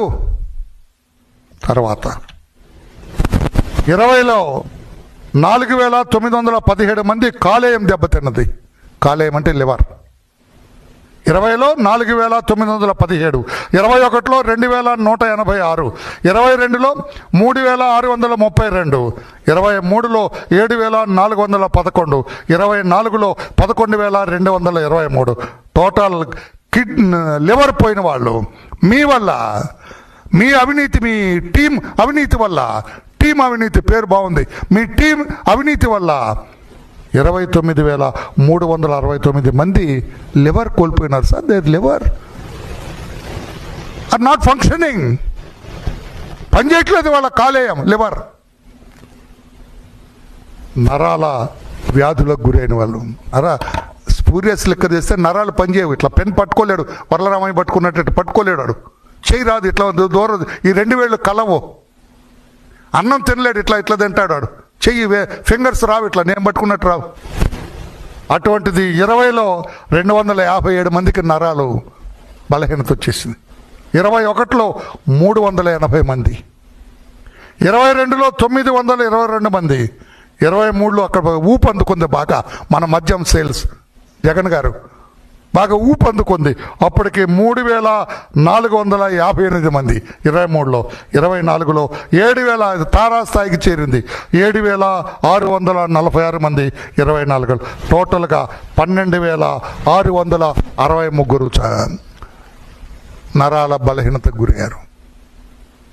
ఇక న్యూరో సర్జన్ వచ్చి వాళ్ళని ట్రీట్ చేయాలా? వీటన్నిటికీ కారణం ఎవరని నేను అడుగుతున్నాను. నేను, మీరు కాదా ముఖ్యమంత్రిగా? మీ టీం అవినీతి కాదా? విషపూరిత మద్యం సరఫరా కాదా? ఇన్ని కుటుంబాలు నాశనం అయిపోవటానికి, ఇంతమంది ఆరోగ్యాలు చెడిపోవటానికి, ఇంతమంది లివర్ పోవటానికి, ఇంతమంది కిడ్నీలు దెబ్బతింటానికి, ఇంతమంది నరాల బలహీనతకు గురి కావటానికి మీ అవినీతి కారణం కాదా జగన్మోహన్ రెడ్డి గారు అని చెప్పి నేను అడుగుతున్నా. మీ అవినీతి టీం వల్ల కాదా జగన్మోహన్ రెడ్డి? ఎంత అడాస్ట్ అండి. రాష్ట్ర ప్రజలు కూడా గమనించాలా, పాత్రికేయ సోదరులు కూడా గమనించాలా, మిగతా పొలిటికల్ లీడర్స్ కూడా గమనించాలి. Leave aside politics. ఇంతమంది నరాల బలహీనతకు గురైతే, ఇంతమంది కిడ్నీలు పోతే, ఇంతమంది లివర్ పోతే, వేలాది మంది చనిపోతే చీమతెత్తు లేకుండా మా వాళ్ళు శుద్ధపూసలని చెప్పాలని జగన్మోహన్ రెడ్డి గారు ప్రయత్నం చేయటం న్యాయమా? మానవత్వం ఉండదా? జాలి దయ ఉండదా మీకు? ఇంతమంది చనిపోతే ఆలోచించరా జగన్ గారు? ఆ రోజున 27 మంది చనిపోయారండి జంగారెడ్డిగూడెంలో కల్తీ మద్యం దాగి. కంట్రోల్ చేయగలిగినారా? మీ అవినీతి వల్ల, మీ అవినీతి ఎజెండా. మీరు అధికారంలోకి వచ్చింది అవినీతి కోసం వచ్చారు. Not to rule the state, not to serve the people. ప్రజలకు సేవ చేయడానికి రాదు, పరిపాలించడానికి కాదు, అవినీతి కోసమే మీరు వచ్చారు రాజకీయాల్లోకి. మీ అవినీతి సొమ్మును దాచుకోవటానికి, చట్టబద్ధం చేసుకోవటానికి వచ్చారు మీరు అవినీతి అధికారంలోకి లేదా రాజకీయాల్లోకి. అందుకే నేను అడుగుతున్నా, again I would like to draw the attention of the press. నేను ఇప్పుడు అడుగుతున్నా, గౌరవ డీజీపీ గారిని అడుగుతున్నా, సిట్ దర్యాప్తు, సిట్ ఏదైతే వేసిందో అవినీతి మీద దర్యాప్తు చేయనివ్వండి. పత్రికా సోదరులారా నా వైపు చూడండి. సిట్ దర్యాప్తు అది జరుగుతుంది, అది చేస్తుంది. నేను చెప్పేది is nothing to do with this SIT. డీజీపీగా మీరు ఇంతమంది చావులు, ఇంతమంది కిడ్నీలు పోగొట్టుకోవటం, ఇంతమంది కాలేయం దెబ్బతింటాం, ఇంతమంది నరాల బలహీనత, వీటన్నిటికీ కారణం జగన్మోహన్ రెడ్డి గారి అవినీతి, జగన్మోహన్ రెడ్డి గారి అసమర్థ పరిపాలన, వాళ్ళ దురుద్దేశం కారణం కనుక వీళ్ళు పరోక్షంగా కానీ ప్రత్యక్షంగా కానీ ఇంతమంది మరణాలకు వీళ్ళు కారణమయ్యారు. వాళ్ళకి తెలుసు కల్తీ మద్యం తాగితే చస్తారని తెలియదండి. Direct question I'm asking respected Jagan గారు, మాజీ ముఖ్యమంత్రి వర్య. కల్తీ మద్యం తాగితే చస్తారని మీకు తెలీదు? కల్తీ మద్యం తాగితే లివర్ పోతుందని మీకు తెలీదు? కల్తీ మద్యం తాగితే కిడ్నీలు పోతాయని మీకు తెలీదు? కల్తీ మద్యం తాగితే నరాల బలహీనత వస్తుందని మీకు తెలీదు? ఆ చెవిరెడ్డి ఎవరో చెప్పాడు మొన్న, ఎక్కడో విన్నాను నేను, కోర్టులో ఎక్కడో, మా బంధువులు ఇద్దరు తాగి తాగి తాగి చచ్చిపోయారండి అని. ఇటువంటి తాగితే చచ్చిపోతారండి? ఇది తెలీదా మీకు? తెలిసి కూడా వాళ్ళ చావుకు కారణమయ్యారు కనుక డీజీపీ గారు get a separate case be registered.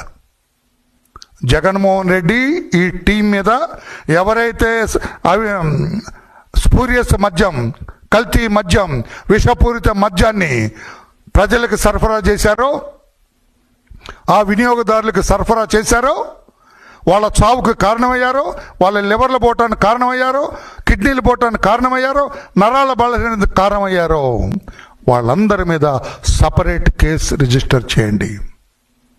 It is a criminal offence. చట్టం కాస్తా కూస్తో తెలిసిన వాడుగా నేను చెబుతున్నాను, గౌరవ డీజీపీ గారు మీకు తెలుసు, మీ లీగల్ టీంకి తెలుసు, this is nothing but A criminal offence.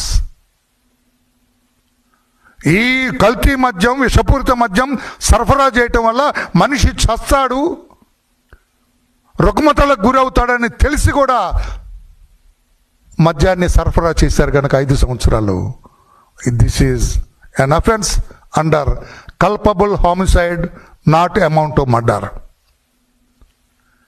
ఇది హత్య లాంటిదే. వాళ్ళ ప్రాణాలు పోయినాయి, హత్య కాకపోవచ్చు, కానీ వాళ్ళ చావుకు వీళ్ళే కారణం. Culpable homicide, not amount to murder. పాతదైతే 304 ఐపీసీ, కొత్త దాంట్లో 105 బిఎన్ఎస్.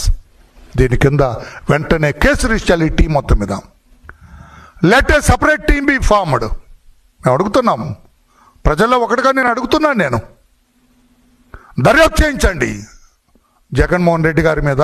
ఆ ముఖ్యమంత్రిగా ఆయన ఉన్నాడు కనుక ఆయన ఈ అవినీతి టీం ఏదైతే సిట్ నేమ్ చేస్తుందో, 39-40 మంది వచ్చారు, ఇంకా వస్తారు చాలామంది. ఇదేం కేసు ఆషామాషిగా పోయే కేసు కాదు ఇది. మొన్న ఎవరో అమెరికా నుంచి కూడా నాకు ఫోన్ చేసి అడుగుతున్నారు, ఎవరు ఏంటండి ఇంత కొట్టేశారా అని. ఆ కేసులోకి నేను వెళ్ళట్లేదు. ఈ కేసు రిజిస్టర్ చేయాలి, culpable homicide, not amount of murder. దర్యాప్తు చేయాలి, బాధ్యుల మీద చర్యలు తీసుకోవాలి.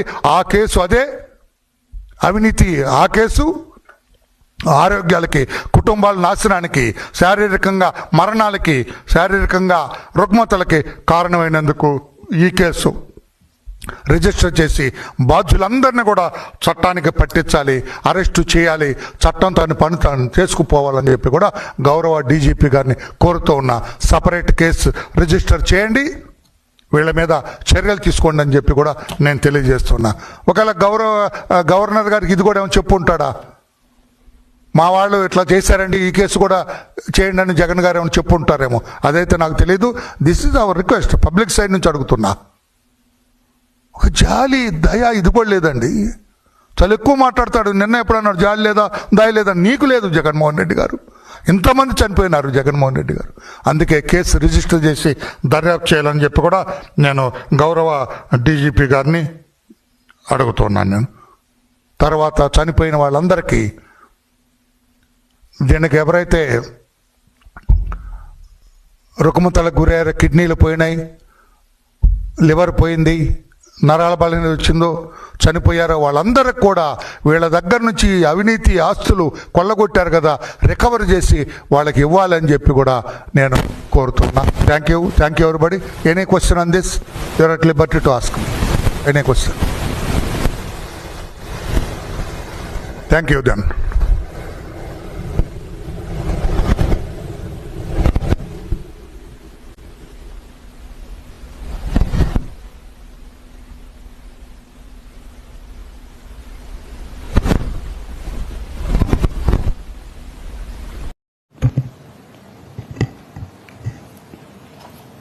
His Excellency, High Commissioner of India to Singapore, Sri Silpak Ambule Garu, Honorable Minister for IT, Electronics, Communications, RTG and HRD, Sri Lokesh Garu, Honorable Ministers, Sri Bharat Garu, Narayan Garu, Vice Chairman of International Action Committee, Singapore Business Forum, Mr. Prasan Mukherjee Garu, Chairman CAI, Andhra Pradesh and CEO Fluent Grid Limited, Murali Krishna Garu,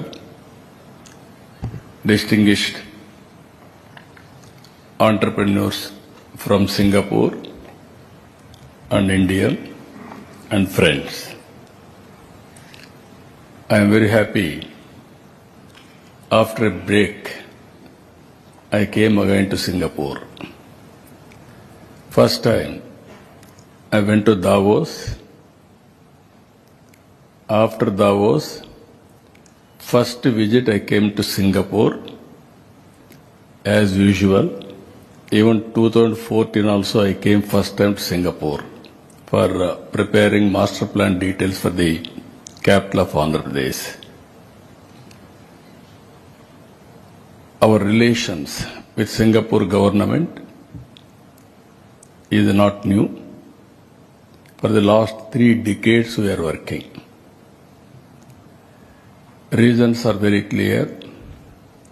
Singapore is enjoying high reputation and credibility and integrity, and also, as a matter of fact, yours is a small country of 6 million population. India,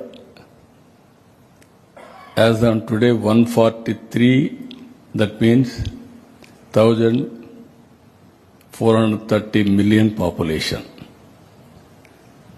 In population wise, there is no comparison. And also sometimes vision. Lee Kuan Yew was a trade union leader. After he became Prime Minister, his party adopted competitive economy. After independence, our leaders adopted mixed economy, socialistic pattern economy. If we should have followed competitive economy in 1947, by this time, you should have imagined where India should be. Ultimately, in 1991, after 13 years, China implemented economic reforms, we started economic reforms. Today, I can say very proudly, India is having so many advantages. I came to Singapore this time to straighten the record also. Recently, we had even government of Singapore, they had some unpleasant things. For all these things, it is my duty to come here to straighten the record with government of Singapore. I am very happy. Today I met Minister. Even I used to quote always. I try to collect some information sometimes. People are saying Singapore integrity is very high, there is no corruption. I challenge my people also. I want to test it. Even taxi driver you offer tip, they won't take in Singapore. That is the integrity of Singapore nation. I really appreciate. That is where I am admiring this country. Small island. If you say today, any best practices are all coming from Singapore.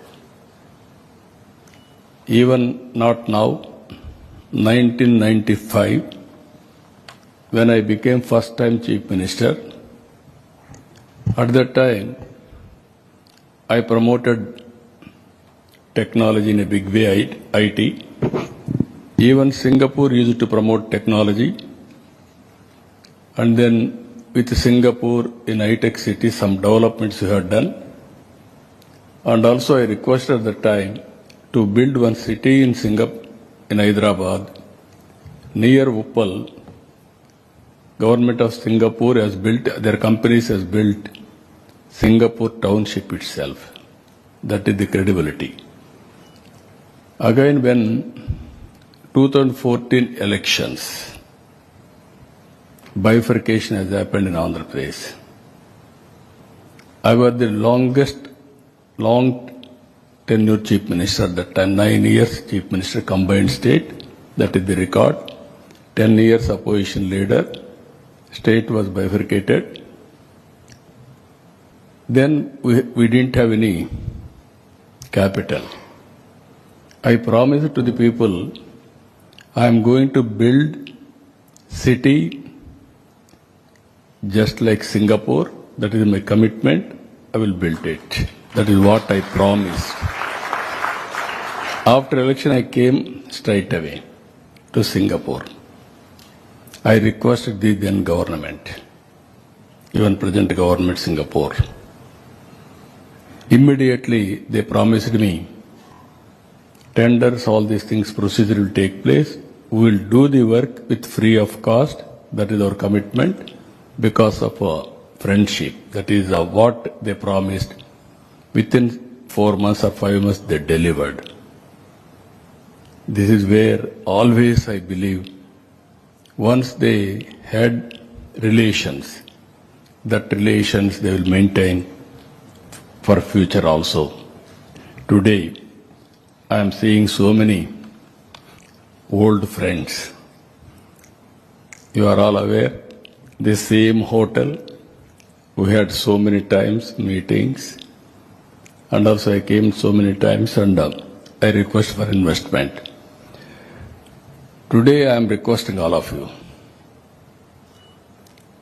We are in an inspiring time. India is moving very fast. Even Andhra Pradesh is positioned to take off.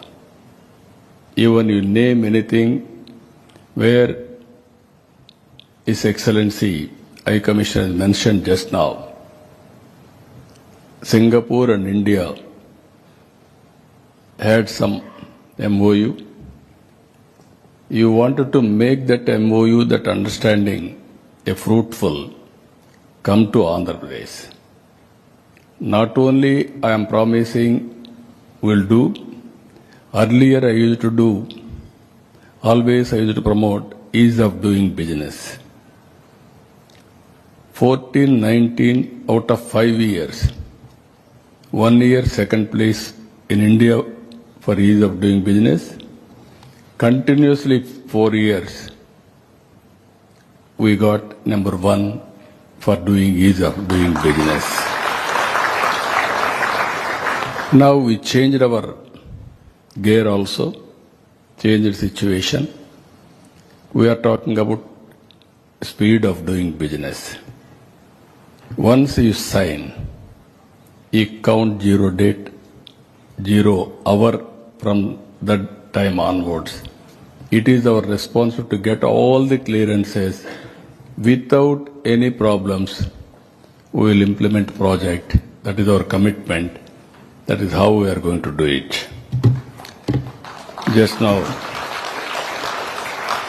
our chairman, CA Andhra Pradesh chapter, he mentioned very clearly, Murali Krishna, we are having CA and Government of Andhra Pradesh partnership summit in October 14th and 15th. November 14th and 15th. I am requesting all of you, total Singapore delegation, I am requesting to come. By that time, I will place all my strengths wherever possibility of MOUs, everything. Then by that time you have to come to Visakhapatnam for executing the projects. Friends, if you see now, I want to place our strengths. Andhra Pradesh is a very strategic location. That is where we are saying Sunrise Andhra Pradesh. If you see the location on east coast, very central located. And also area-wise, 1,60,298 square kilometers. India's 8th largest state. 53 million population. And also GSDP as on today, $180 billion, 5% of India's GSDP share. Current economic snapshot of Andhra Pradesh, if you see, manufacturing 23%, agriculture 35%, services 42%. Exports 2024, USD $20 billion, 6th largest exporter. If you see further here, our Honorable Prime Minister has prepared Vikasit Bharat 2047. I don't have any doubt India will be a developed country by that time, and also very clear targets, 32 trillion US economy, US dollars, and also per capita, 20,000 per capita, 6 trillion exports, 10% of global exports India is going to achieve by 2047. In Andhra Pradesh, we are going mission-driven approach to targets. If you see here, we are very happy under Honorable Prime Minister's leadership. In equity, we are number 4th place, better than China, better than America. That is how consciously Government of India is working for inclusive growth rate. Here I want to introduce one more model in Andhra Pradesh, that is as on today after economic reforms. public-private partnership is working. That is where P3 I am calling. Now I am proposing P4, public-private people's partnership. High net worth individuals has to adopt last bottom line, that is 20%, 1:1, 1:2, 1:many. It is our social responsibility to give back to the society again. This is where, with a spirited approach you have taken, even ordinary people, by hand-holding, timely assistance, sometimes some help, all these things, they are becoming extraordinary citizens. If you see here, one example I can quote, with good public policies, how people are empowering. Exactly 25 years back, I promoted IT.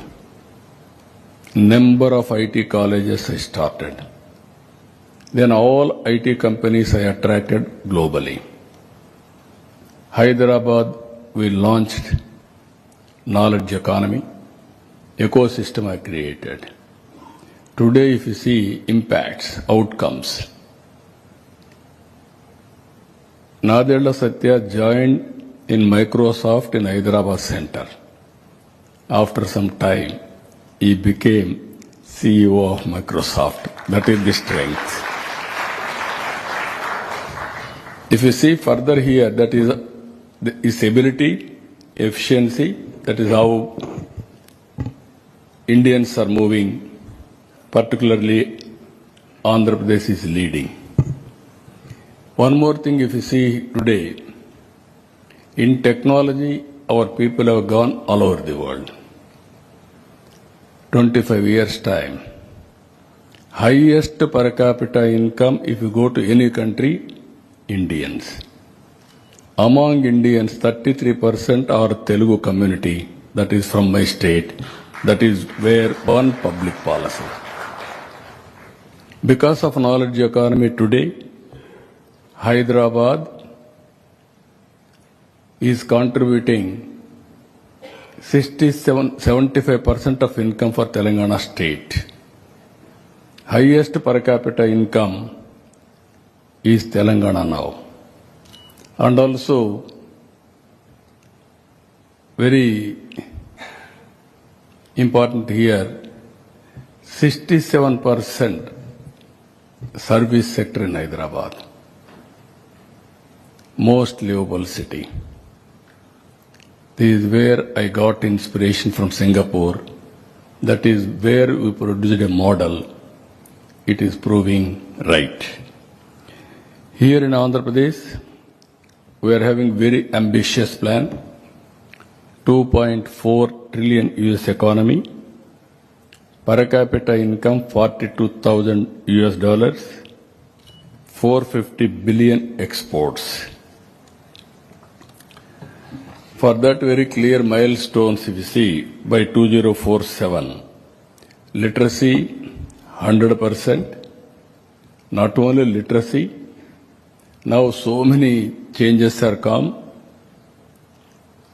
flexible working hours have come, work from home, even physical and virtual working, even GCC, so many concepts have come. There we wanted to build a curriculum. That is where technology, you name anything, skill, technology, capacity, everything we will build for tomorrow's economy. Singapore is the best model for employment generation. We are going further. Think globally, act globally, distance is not the constraint. If necessary, from home you can create startup companies. That is what is happening today. Here, futuristic knowledge economy, what are all the requirements? We are going to prepare human resources from now onwards. That is our commitment, 100% literacy rate. Female labor, participation nearly 80%, urbanized population from 40 to 60%, skilled labor 95%, GSTP 2.4 billion, per capita 42,000 US dollars, share of renewable energy 75%, that is what we mentioned. I am confident by that time 80 to 90% will go for renewable energy. I am totally confident Andhra Pradesh will become green hydrogen hub. That is our commitment. That is where we are moving in the direction. If you see further, building growth on strong proven pillars. 7 pillars we are working. Policy framework. One of the best policies we can create. That is how we use to attract investment, not only friendly to investment, even investors should feel safe in investing in Andhra Pradesh. And also global best logistics. We are positioned very strategic position. We are going to build one of the best logistics in Andhra Pradesh. And also 3 economic corridors we have prepared. One is Visakhapatnam region, Amaravati and Tirupati. We are going to build all these 3 areas simultaneously. Future-ready workforce, quantum computing. Our Honorable Prime Minister has announced quantum mission. Now we have announced Quantum Valley. America is having Silicon Valley, whereas India is having Quantum Valley. Andhra Pradesh is the headquarters for Quantum Valley. That is how we are moving futuristic technologies. Green Energy Valley. Our Government of India has announced Green Hydrogen Mission. In that we are going to produce 1/3 immediately green energy towards green hydrogen. Further, future-looking policy framework to translate our vision. Industrial Development Policy 4, 24 thematic policies, speed of doing business, reduced cost of logistics, employment creation, and also future-ready technologies. Circular economy also we are going in a big way for future sustainability. These are all the policies. Sustainable electronic mobility policy, and also circular economy and waste recycling, private industrial parks, tourism land allotment, industrial land allotment, and also aerospace and defense, food processing, leather and footwear, MSME, maritime, minor minerals, sports, textile, tourism.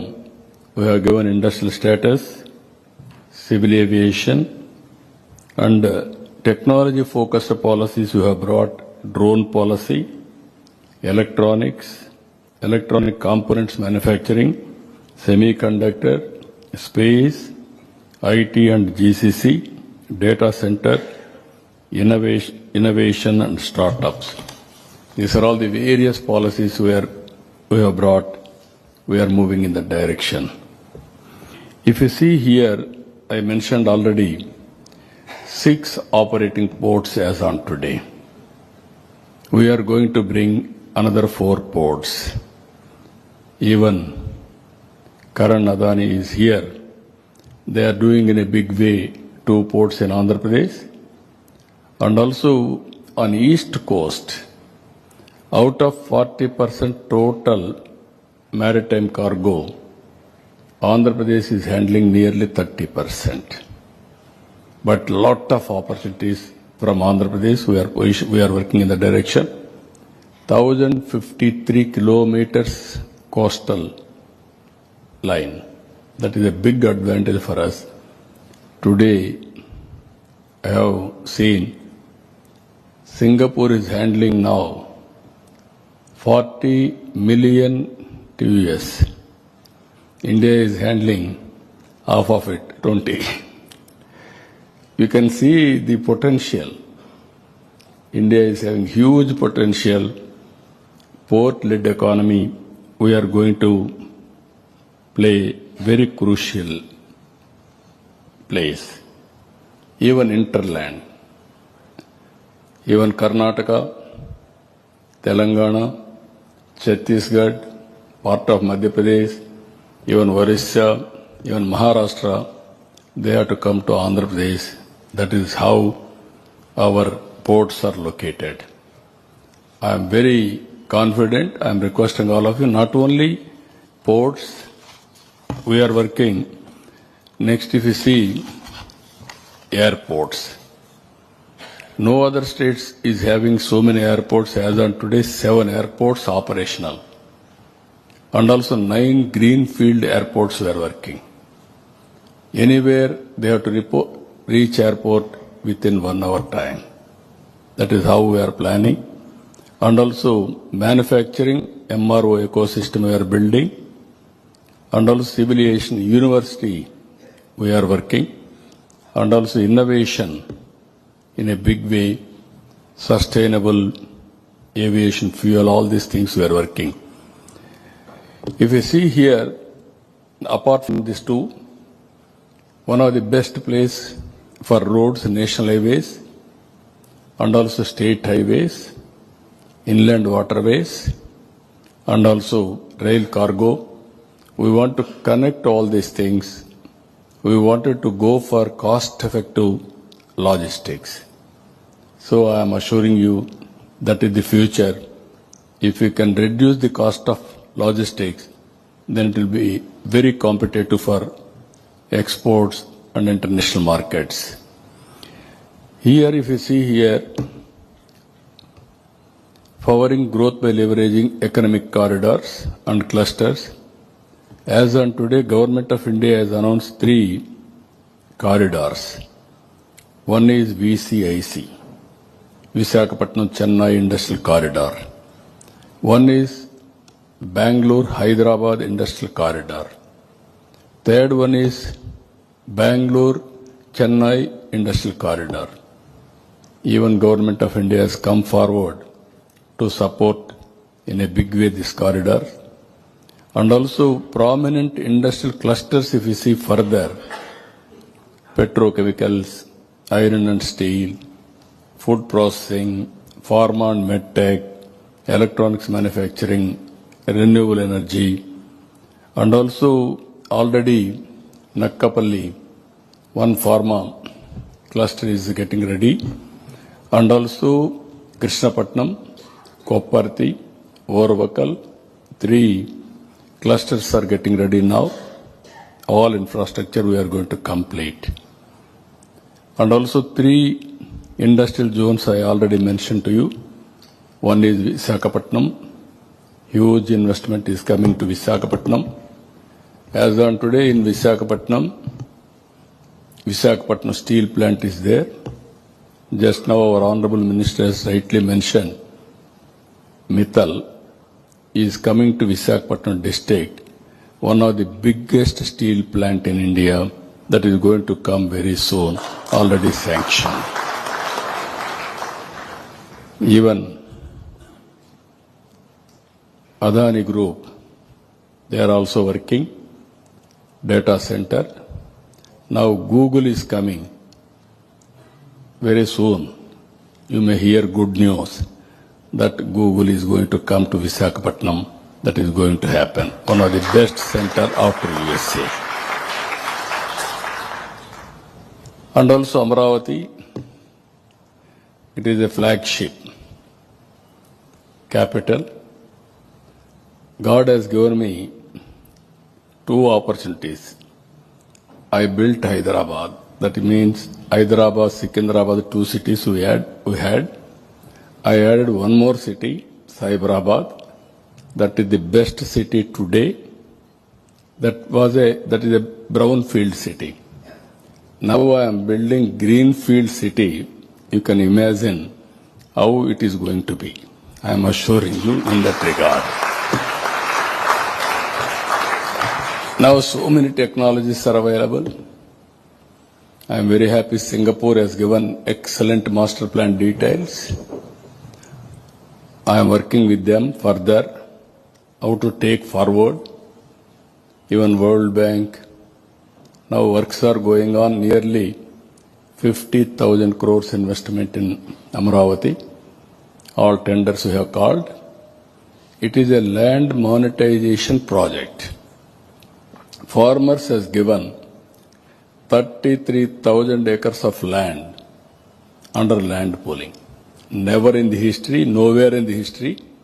That is the trust people are having on this government. They have given. Today, I have seen development plans. In Hyderabad, when I started development, acre, not even 1 lakh rupees at that time, even lesser than that. We built high-tech city. Then the prices has increased like anything. Ultimately, near high-tech city, 1 acre cost nearly 100 crores. That is how development and also wealth creation will happen parallelly. This is where we are working Amaravati as a hub. Third one is Tirupati. Rayalaseema, beautiful place. Bangalore to Hyderabad, National Highway.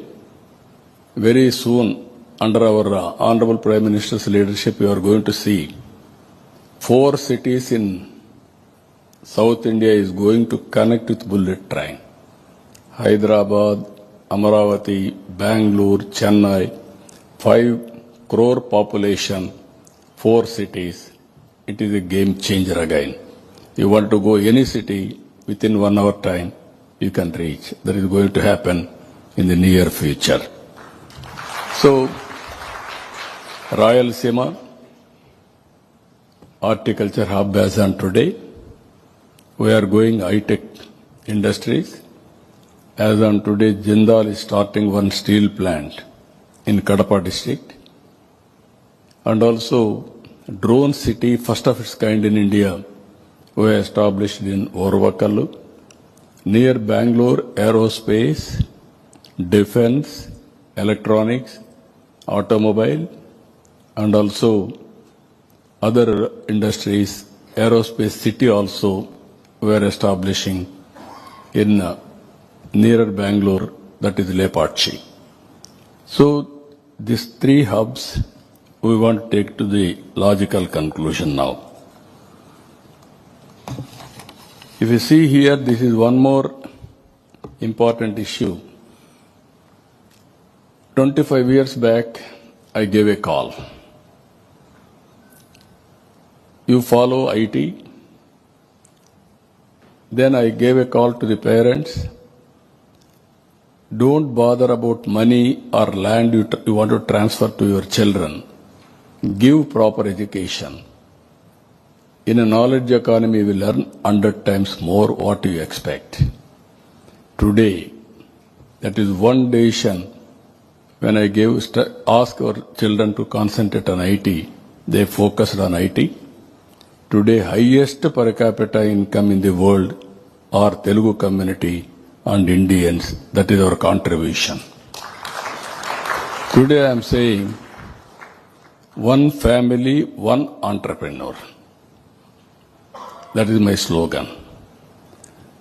Even in this meeting, local entrepreneurs who are all located in Andhra Pradesh, I called everybody to come to this meeting also. Now they are all here. One side, Singapore entrepreneurs, based entrepreneurs. Another is Andhra Pradesh based entrepreneurs. Both I have called.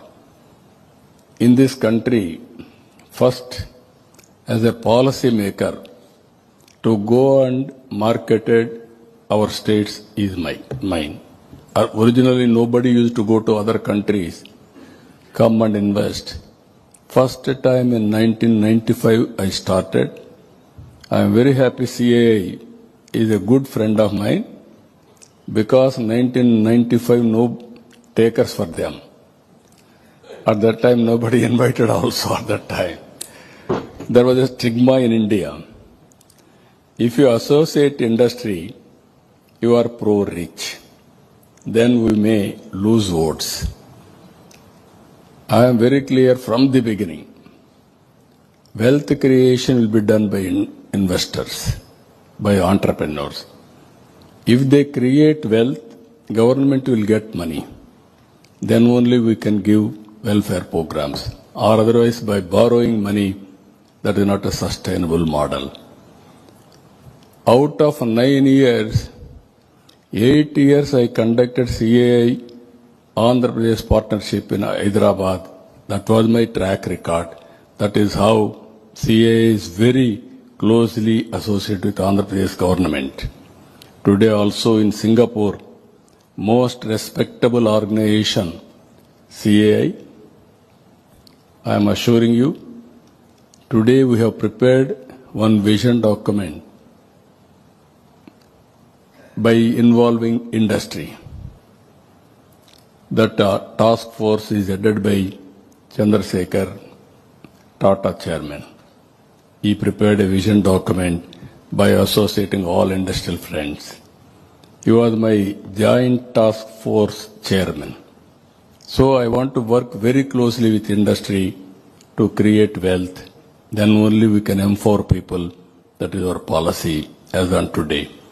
Here, 5 spoke model, 1 hub. This is where we are thinking new approach we have taken. One is Amaravati as a hub.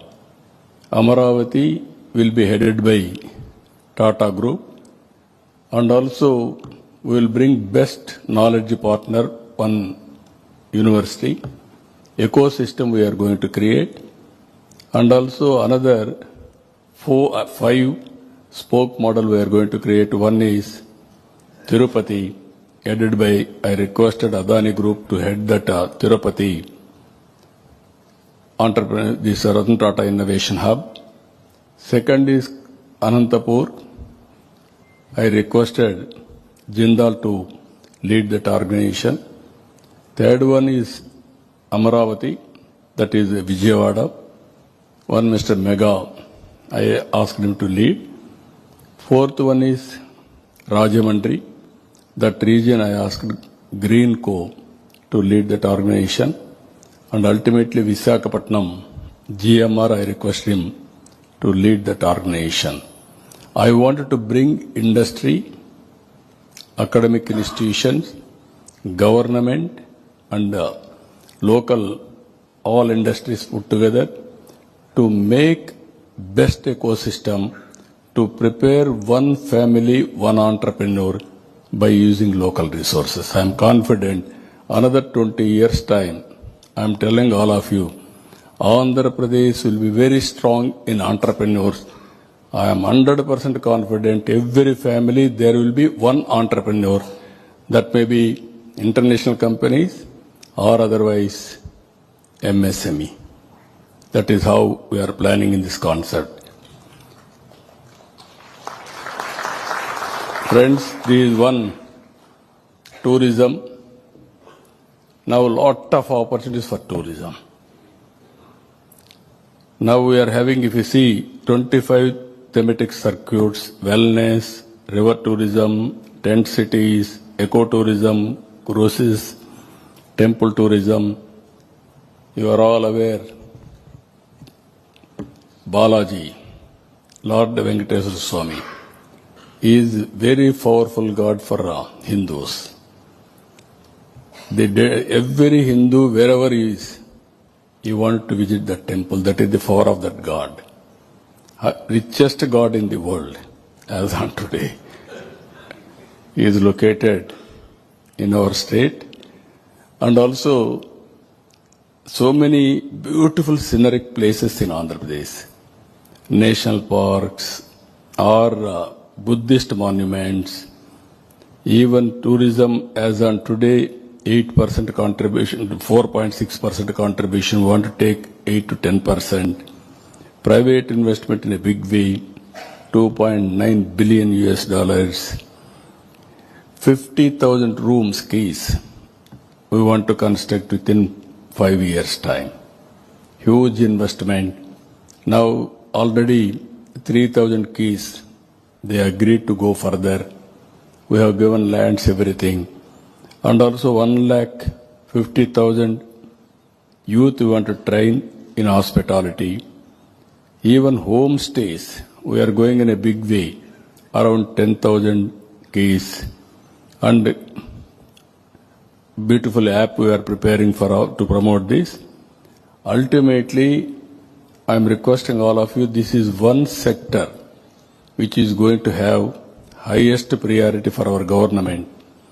If you create tourism in a big way, we can create employment. Thereby, most of my problems will be solved. People are talking today, because of IT and AI, jobs are going to lose. Only to compensate jobs, tourism sector is very, very important. We are working in that direction. These are all the companies. You name any company, any group, they are all in Andhra Pradesh. I am very happy. In every sector, all national players and international players and local entrepreneurs are all doing very well. Industry, AM and NS, even so many companies, I don't want to list out all these things. As on today, for last 1 year, we are able to attract 10 lakh crores investment, and we are going to create 8.5 lakh jobs. That is the type of investment we are able to attract. Nearly $120 billion US. We are able to have MOUs. More than 60%. Already we cleared proposals. It is all under construction now. This is where Amaravati, beautiful city. I am requesting all of you, have a look on this. We are having ducts to take all utilities. You name drainage. In India, all roads you are seeing. Even Hyderabad I was unable to do at that time. We used to cut roads. You wanted to take any utility, automatically cutting road is a normal procedure in India. This city we are going to have separate ducts for everything. I am going to connect every house, all utilities through duct. Even finally, district cooling we are introducing. Air condition we want to take to every home. That is also inspiration from Singapore only. They suggested me, we are doing that also. That is how we are working. If you see here, 9 cities, all 9 cities we are going to build, and also all green buildings. And finally, we want to work with Singapore government. If you are seeing today, as on yesterday, they used to talk city and garden. Today, that concept, if you see, not city in garden, community in garden. Today, they are talking about nature with city, or city in the nature. That is how they are talking. We want to work with them. We are having excellent land and also beautiful biodiversity. We want to go sustainability. I can say one thing. All other states are having water problem. In Andhra Pradesh, God is blessed for us. Godavari and Krishna, 2 rivers, perennial rivers. Abundant water I can give you. For any industry, this is our responsibility to give water. Because Andhra Pradesh is the lower riparian state. All water is going to sea. If I divert surplus water which is going to sea, I can irrigate every acre of land. That is how both Andhra and Telangana, we are having water. How to use that water is very, very important for us. If you see here, workforce, I told you already, we are focusing more on deep technologies and tech-based education. That is skills and tech, both we are working with partnership with international companies, everything. And also if you see here governance, Quantum Valley in Andhra Pradesh, I told you we are inspiring time. Data is available, historical data. We are preparing data lake. We are going with Aware. These were real-time data through satellite, drone, IoTs, and CCTV cameras, wearables, and also device sensors. If you collect all these things through Aware, I can get 42 parameters. Wind quality, wind direction, pest. If there is a pest, how much distance it will travel, what is the impact on crop, and temperature, humidity, rainfall, and also thunderbolts prediction, and also cloud bursting, and also underground water, surface water, soil moisture. All data is available. Planning is very easy. Now all ports are working with automation. If all the data is available, you are aware, AI is available. Now quantum computing we are going.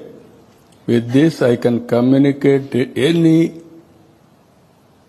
right decision across the table. If you see here WhatsApp, first state in India, by August 15th, 700 services, all services will be online. No need to come to my office. That is how we are doing in a big way. This is if you apply any license or any industry, if you put an application, online we will clear everything. So I am very happy. That is where I am saying 15% growth rate we are going to achieve next 20-25 years time. It is possible because of technologies. Green hydrogen, I told you very clearly, Andhra Pradesh is having solar, wind, pumped energy, and at the same time ports. Government of India has announced 500 gigawatts power by 2030. In that, Andhra is going to contribute 160 gigawatts green energy. And also green hydrogen, 2-3 projects are going on. One is Greenco in Kakinada, ammonia plant, and also NTPC and Government of India organization in Visakhapatnam. 1,65,000 crores they are going to spend green hydrogen for exports and domestic purpose.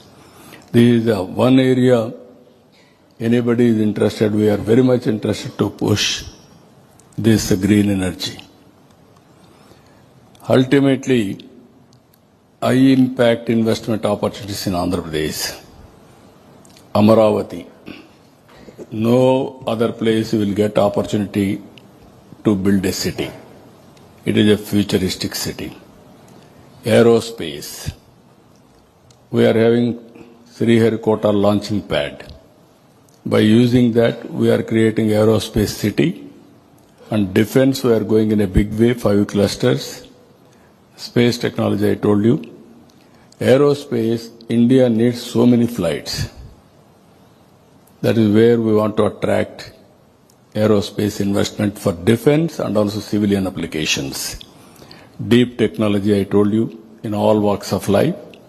And electronics, semiconductors, drones, green hydrogen, logistics, ports, airports, inland waterways. Pharma, we are very strong. We want to take further.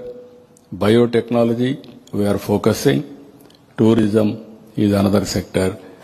You name, we are working digital, so many things. Everything we are planning in Andhra Pradesh. You can come, or otherwise, we are going to send you in the near future 500 projects where PPP model, you can come and invest in Andhra Pradesh. You are having any innovative idea, if you can come right away, we are going to give permission and work with you. That is our commitment. If you see here, I am requesting Singapore entrepreneurs now. India started economic reforms in 1991. After that, first mover advantage in IT, that is late 90s. Demographic dividend has come as a windfall gain for India. All countries are facing aging problem. Only one country, demographic advantage, that is India.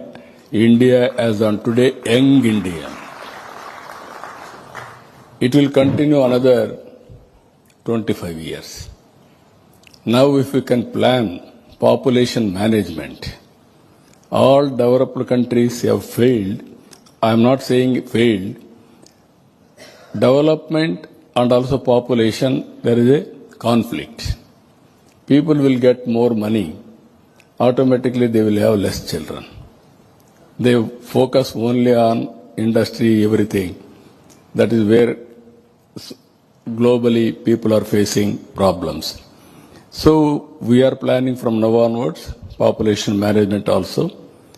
Indians, I am very happy to inform all of you, even Singapore you have witnessed, they are more efficient in working and also very, very amicable.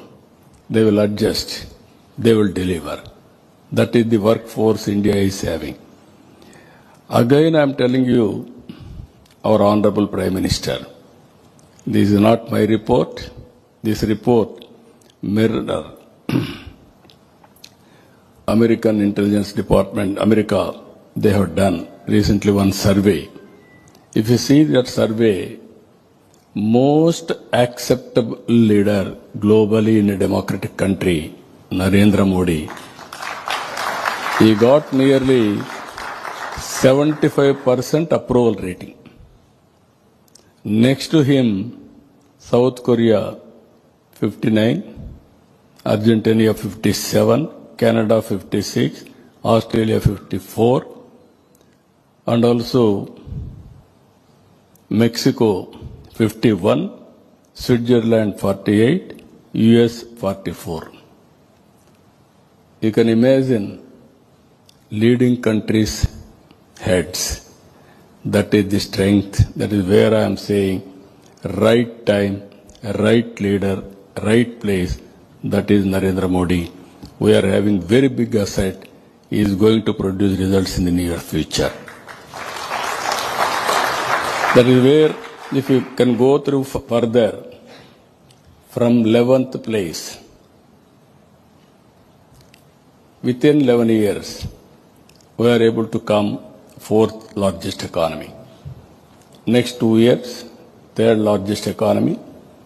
From then onwards, we have to work hard. We are confident that India will work very hard.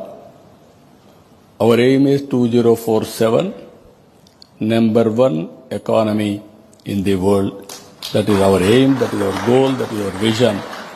We are going to achieve it. For that, we need more investment. We need more and more entrepreneurs. Within the country, we will promote. Outside investment, we will attract.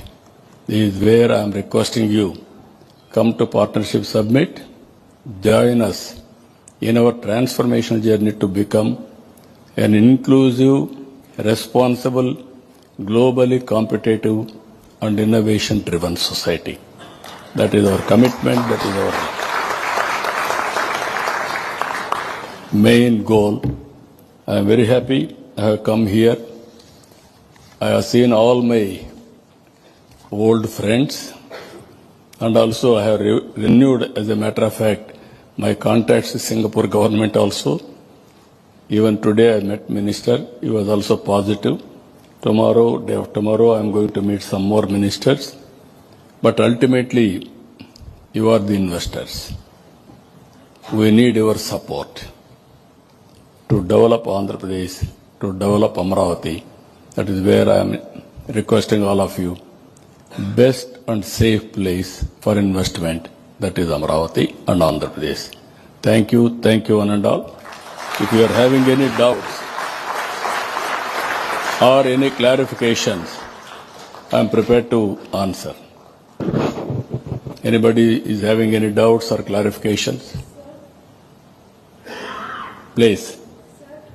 Mike. I'm a Singaporean here. I'm very much inspired by yesterday I came to and while you were talking, I was so inspired by your talk. Please give. గౌరవనీయులైన చంద్రబాబు నాయుడు గారికి, visiting ministers Narayana గారికి, లోకేష్ గారికి, మా అంటే నేను కర్నూలు నుంచి, అంటే మా పేరెంట్స్ కర్నూలు అండి. సో మా భరత్ గారు కర్నూలు కాన్స్టిట్యుయెన్సీ నుంచి ఉన్నారు. నేను గత నవంబర్ నుంచి I have been visiting Kurnool. No, others has to follow, you talk in English. Yes. So I have been visiting Kurnool. For me, regularly from Singapore to Chennai, I fly within 3 hours 15 minutes, and from there is a domestic airways by Indigo, which is taking me 30 minutes. So within 4 hours I am reaching Kurnool, and my plan to request you is, I'm a textile professional. I want to start ante oka mahilaga, as a lady, I want to go to the corridors of Orvakal and Emigunur textile weavers chala mandi unnaru. There are so many weavers which need Gadwal sarees, the traditional sarees are so nicely done. So I want to bring the textile, as a textile professional and a retail expert for 28 years. I am very much drawn by your skill development. I want to give back to my state and my place. So if how do I contribute? How do I come and as a Singaporean leaving my lucrative career? My secretary is here, my officers are here, I am here, your ministry is here from Kurnool. Yes. He is the industries minister. You telephone to him, demand what all you want, you will get it done. Yes. As a textile professional, I want to give back to the state where I I am very happy. Now, all Telugu community has settled all over the world. Now they are doing extremely well. They want to give back to the state, either by way of starting investment or servicing everything. We welcome them. Yesterday I have seen. Originally in 1995, I came to Singapore, only few people, handsome. Today, lot of around 40,000 Telugu community are here now today. Yes. Largest community after Tamilians. That is how that culture is there from the beginning. But recently so many people have migrated, especially in knowledge economy. I am very happy. తప్పకుండా నీకు ఏం కావాలన్నా మీ minister గారు ఉన్నారు, you will get it done. తప్పకుండా sir. Thank you so much. Thank you. Please. Yeah, I will give. Respected Honorable Chief Minister Chandrababu Naidu Gariki, namaskaram andi. My name is Dr. Anand Govindaluri. I've been here in Singapore for the past 28 years. I'm an investor in startups. Under your dynamic vision in 2014-2015, we got space in Visakhapatnam to run Startup Accelerator. We got grants from your government and full support from your government. I thank you from the bottom of my heart because almost about 80 entrepreneurs, 80 families were supported through this Startup Accelerator. Your vision about one family, one entrepreneur is inspirational. You are a mentor of mentors. From my experience, my humble request is we should create one family, one entrepreneur, one mentor. And that mentor should be associated with every startup in Andhra Pradesh. Because, sir, in my experience, what I've seen is the Telugu entrepreneurs in Andhra Pradesh, they have courage, they have excellence, but what they lack is exposure. And that exposure can be mitigated through mentorship from Singapore. And hence, my humble request is, why don't we have a Singapore Andhra Startup Festival during the November Partnership Summit, or it should be an annual affair so that more and more Singapore startups, deep tech startups, can come into Andhra Pradesh and more mentors can handhold the startup entrepreneurs. Thank you very much, sir. Thank you, sir. Thank you. Very nice of you. Sir, we are also, I'm also committing to make further investments in Andhra Pradesh under your guidance. Thank you. Thank Very you, nice sir. of you. Very nice of you. I am requesting Mukherjee, can you comment on this? We'll have startup.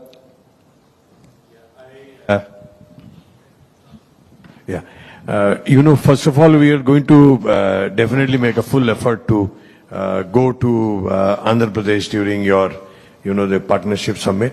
And we will work with Mr. Jivraj and Mr. Kartikeya to see how we can. And obviously with our Indian High Commissioner, who is very encouraging us always to do this. But then after that, if you can contact, I'll give you my card. And then if we can see how we can develop that concept. We are ready to start startup ecosystem. Yeah. Always startup ecosystem we want to create. One is I am bringing entrepreneurs to lead this, especially big names, so that they can inspire, they can take it up. Knowledge partner, university, venture capital and mentors. Mentor only can do existing entrepreneur, or otherwise we specialize in that. That is where our people are going to Silicon Valley, because there people are there to mentor them, guide them, sometimes even failures also they won't discourage. Here, one failure, everybody will discourage. Then he will be totally lost confidence. This is where we are building. I am very happy. We will create, anyway, this startup Ratan Tata Innovation Hub we are going to start immediately. After that, we will celebrate one day that innovation, how to start with mentors, everybody have meetings regularly. Yearly once we will have that also. Sir, I have colleagues from TiE Singapore. The president of TiE Singapore is here, Prantik Majumdar. I request that TiE Singapore should play a pivotal role in mentoring startups in Andhra Pradesh. And together I will actually initiate to invite more and more mentors from Singapore to come into Andhra Pradesh under your guidance. I will be very happy. Can you comment from TiE side? Thank you, Dr. Anand. No, absolutely. It's a wonderful idea. In fact, the current global president of TiE is Mr. Murli, who is from Hyderabad. So I think, as per your suggestion, we'll definitely take this up. Yeah, he's from Anantapur. Yeah, he came and met me. Yeah. So I think that's a wonderful idea, because TiE is obviously a global body with presence in 66 cities around the world, including Singapore. So I think there's something for us to take up. Now you can start immediately. Yeah. Then Thank we'll you. work it out. You will bring so many mentors. Good evening, Naidu sir, Please. Dr. Shilpak, honorable colleagues, Where is? honorable ministers. Okay, you are there. Sir, my name is Tina and I'm representing Axis Bank this evening. Thank you for taking the time for such an insightful presentation after a long day. You talked about various things, and you talked about the commonalities between Singapore and Andhra Pradesh. I could not help but think back about a conversation that I had recently with my niece, where I talked about how as a woman you feel so safe in Singapore.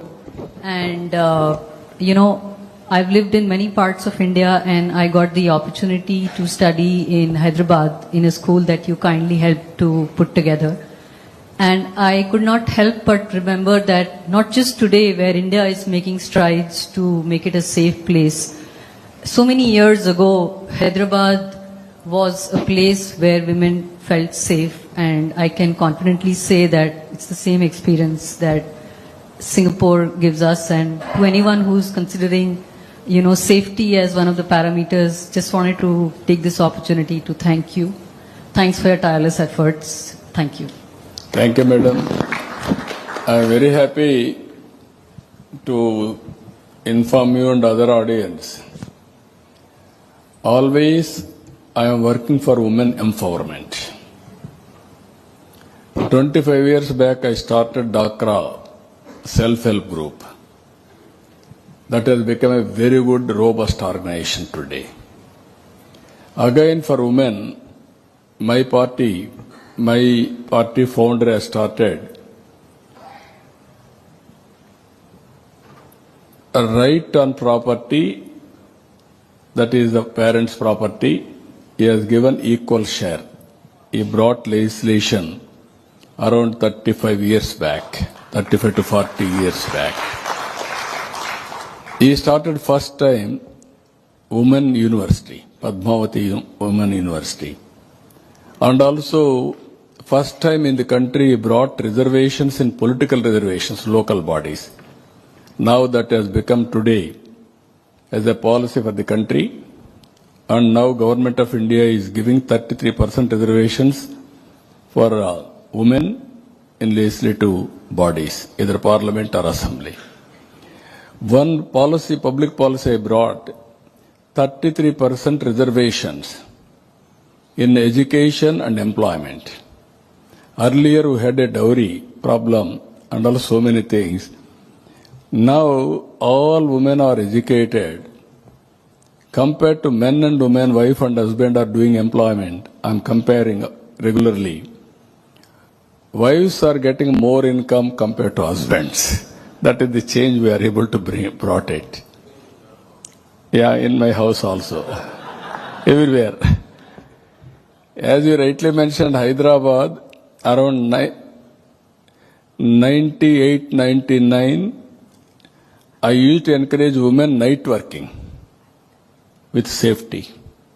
That is how we brought changes over a period of time.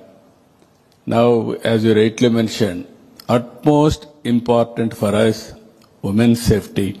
We are committed for that. 100% we will achieve, we will execute. Thank you, your experience.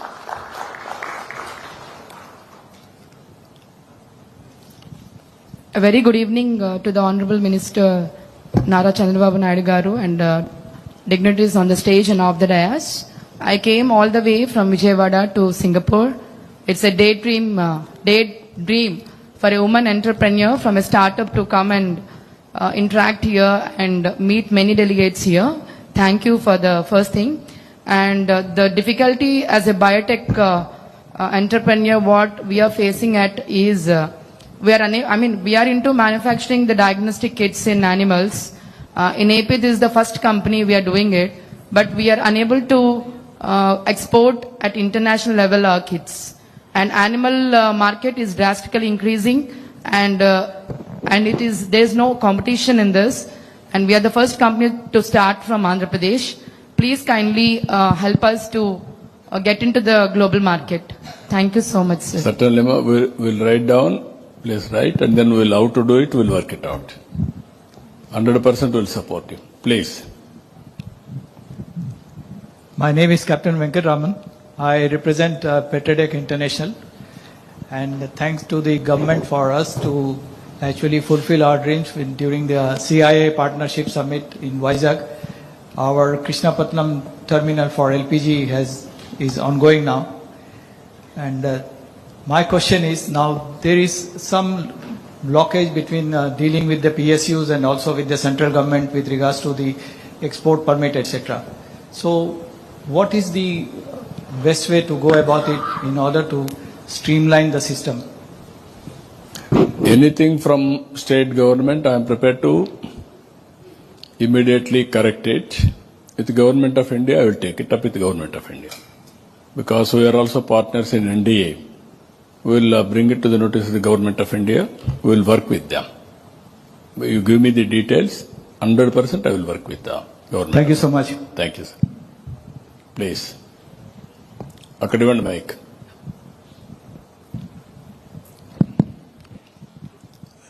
Good evening, sir. Basically, my question is not actually an extension of what Mr. Anand has mentioned, but it relates to the startups only. See, basically, for any ecosystem, we need to have, few important things. That is, plug and play space, incubation centers, co-working spaces, and innovation councils. I would like to know what is the current status of all these right now in Andhra Pradesh. Basically, I am on the mailing list of T-Hub, which is taking care of all this from Hyderabad. But in AP, these startup things are very much needed, and would like to know what is the status. And the other thing is, by looking at the presentation you have given, I noticed that there is this goal of urbanization growth to take it to the 60%. The opposite way, is that going to be a burden on the urban towns and cities? And how about, taking care of the villages? So the contour also, I just wanted to know from you. Plus, one I have noticed is both hospitality and the food processing. Is there any kind of a testing labs available? Because these testing labs are very much needed for both industries to survive. Would like to know the current status, as that anything else can be done from Singapore side that would be helpful for everyone here. Yeah. Thank you. Thank you, sir. One is the entrepreneurs, how to promote. Around 1995, Andhra Pradesh was predominantly agrarian state. I used to call all prospective entrepreneurs. I used to take delegations, different countries. Continuously, I motivated them. At one stage, everywhere Andhra entrepreneurs have reached maximum heights. At one stage, people used to say, entrepreneurs, by quoting my example, Andhrapreneurs. Total ecosystem, either infrastructure, pharma, knowledge economy, everything they used to do it. Of course, Gujarat is the one exception. That was always business state. As you rightly mentioned, TIE, this T-Hub, they are doing that. Now, improved version of all these things, we are starting now, Ratan Tata Innovation Hub. There I am bringing one family, one entrepreneur, and knowledge economy, everything. And I am totally confident by involving industry and also academic institutions. As on today, there is a missing link in India. Academic institutions and industry are not working together. I am bringing that together. To create ecosystem, government will be there, and also we are building venture capital and also mentoring. If I create all these things, then automatically it will happen. Ultimately, promotion is important. Somebody has to going on talking. That's why today, around 50 entrepreneurs from Andhra Pradesh based, they are all here today. Now, every table or alternate table, one is from Andhra Pradesh, to showcase all of you, have discussions, collaborations, MOUs or exchange of ideas. Anybody wanted to put investment, straight away you can come, we'll help you. Or otherwise you need partner, you can join you. Or you are having technical knowledge, or you want collaboration, you can select joint partners also. That is how we are working. You are going to see another 2-3 years' time. Andhra means entrepreneurs. That is going to happen. That is the ecosystem we are going to create. Second question, as you rightly mentioned, 60%. Even Hyderabad I developed. Now 67% service sector. 75% income is coming from Hyderabad. Urban development should take place. At the same time, from rural area also, you can start the companies. We need bandwidth. You need ideas. You need leadership to provide or to execute wherever you are. That type of investment, so many things we are working, that also will do. But immediately, you cannot stop urbanization also. Or otherwise, sustainability will become a problem. Both will balance. Rural infrastructure will provide best infrastructure, road, communication, and also village infrastructure, everything. Then it will balance. That is our commitment. We will work it out. Thank you.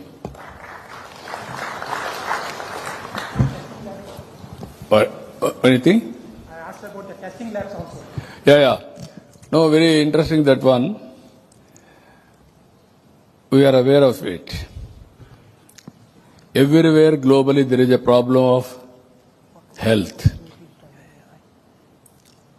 If you see here, we are using excess fertilizers, pesticides. That is the biggest cause for cancer. Even some states are facing that type of problems. That's where I am going now, natural farming, and also same time certification and also traceability. Even in future from Andhra Pradesh, any produce will come, you can go for certification. And also traceability, which farmer, which area, how the process, everything will come. There we are establishing sufficient laboratories. Even Government of India has given accreditation. State labs will be there, and also private labs for accreditation will take up in a big way. We are going to encourage in the near future, you are going to see excellent ecosystem for agro-processing.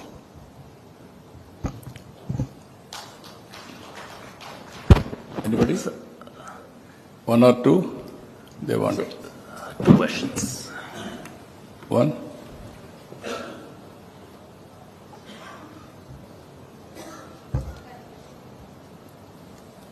So good evening, sir, and all the delegates here. Myself, CEO Devika Pakruti. I came as a startup delegate from Andhra Pradesh 2 years.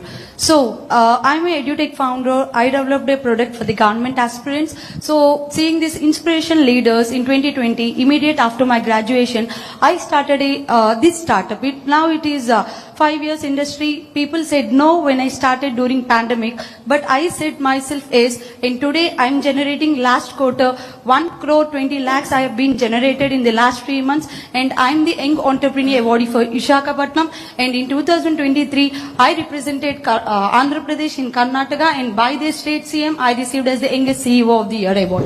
And what I want to say here, sir, how you get chance to visit Singapore as a delegate, I request you to arrange a startup ecosystem. Like for this partnership summit, I want to see even Singapore startups to have a tour for Andhra Pradesh. I think you can sponsor, or their government can sponsor. So what if we youth can connect with the similar ideas, maybe different, or we both can work, because we are all startup ecosystem and the that daring, passionate entrepreneurs. So I request this, and in that partnership summit also, I request you to give us a startup expo for each and everyone. Thank you, sir. Yeah, we'll do that. We'll do that. I will lead so many delegations now to expose all prospective entrepreneurs and network with counterparts. We'll do that. Even Visakhapatnam will keep it in mind. Sure. We'll do it. Last one. Any new ideas, or you are having any doubts, we can clarify. Sir, Your Excellency, Chief Minister Chandrababu Naidu, my name is Ejaz Munsif. I'm with Dell Technologies. I'm based here in Singapore. I'm originally from India. I am so inspired by your presentation, your leadership, your vision. I came to Singapore from India in 1989, and over the years I became a Singapore citizen. After listening to your presentation, I want to move back to India, to Andhra Pradesh. To Andhra Pradesh, to Amravati. I have a question. I'm the global head for smart cities for Dell Technologies. which was started here 7 years ago in partnership with Singapore government. So we have a world-class smart cities, digital cities, innovation and R&D center here. And we are involved in smart city projects all over the world, including with partners, global partners like Fluent Grid, who is a company that is headquartered in Andhra Pradesh. So your vision for Amravati as a smart city, we would like to offer, Dell would like to offer, that we can make our R&D center here, which is in Singapore, available for doing any proof of concept or any R&D, any research, etc. We would like to offer the assistance of our experience from smart city projects around the world, and the center that we have, the Innovation Center, we would like to make that available to you. No, I will be very happy. That is the future. My minister is here, Narayana, Urban Development Minister. He will be in touch with you. We will work together immediately. Thank you. Which are all the use cases you are having, right, and technologies you are having, we will introduce straight away from tomorrow onwards. There is no problem at all. Thank you.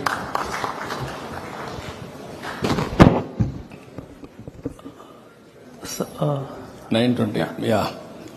Now, some of them are very curious to ask some more questions, but at the same time, 9:15.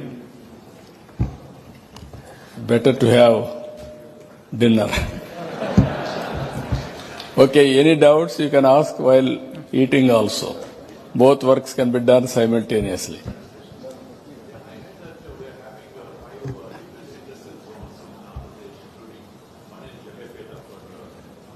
Yeah.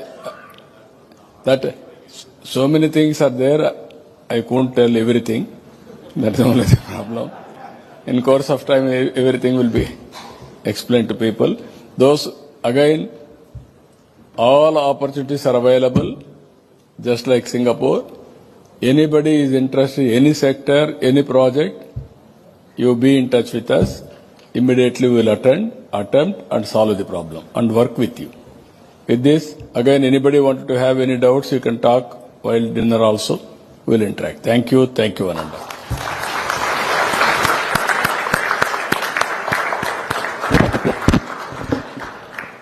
Thank you, sir, for your presentation and taking the questions as well. Before we conclude and head for dinner, I'd like to thank our partners, Enterprise Singapore and the Singapore Business Federation and also the High Commission of India. Before we close, anyone who is interested to come to the Partnership Summit, do reach out to the CII in Singapore, do reach out to me. And thank you, High Commissioner. We now have the honor of having a special address from Shri Nara Lokesh, Honorable Minister for IT, Electronics, Communication, RTG, HRD. Minister Lokesh, may I request you to take the podium.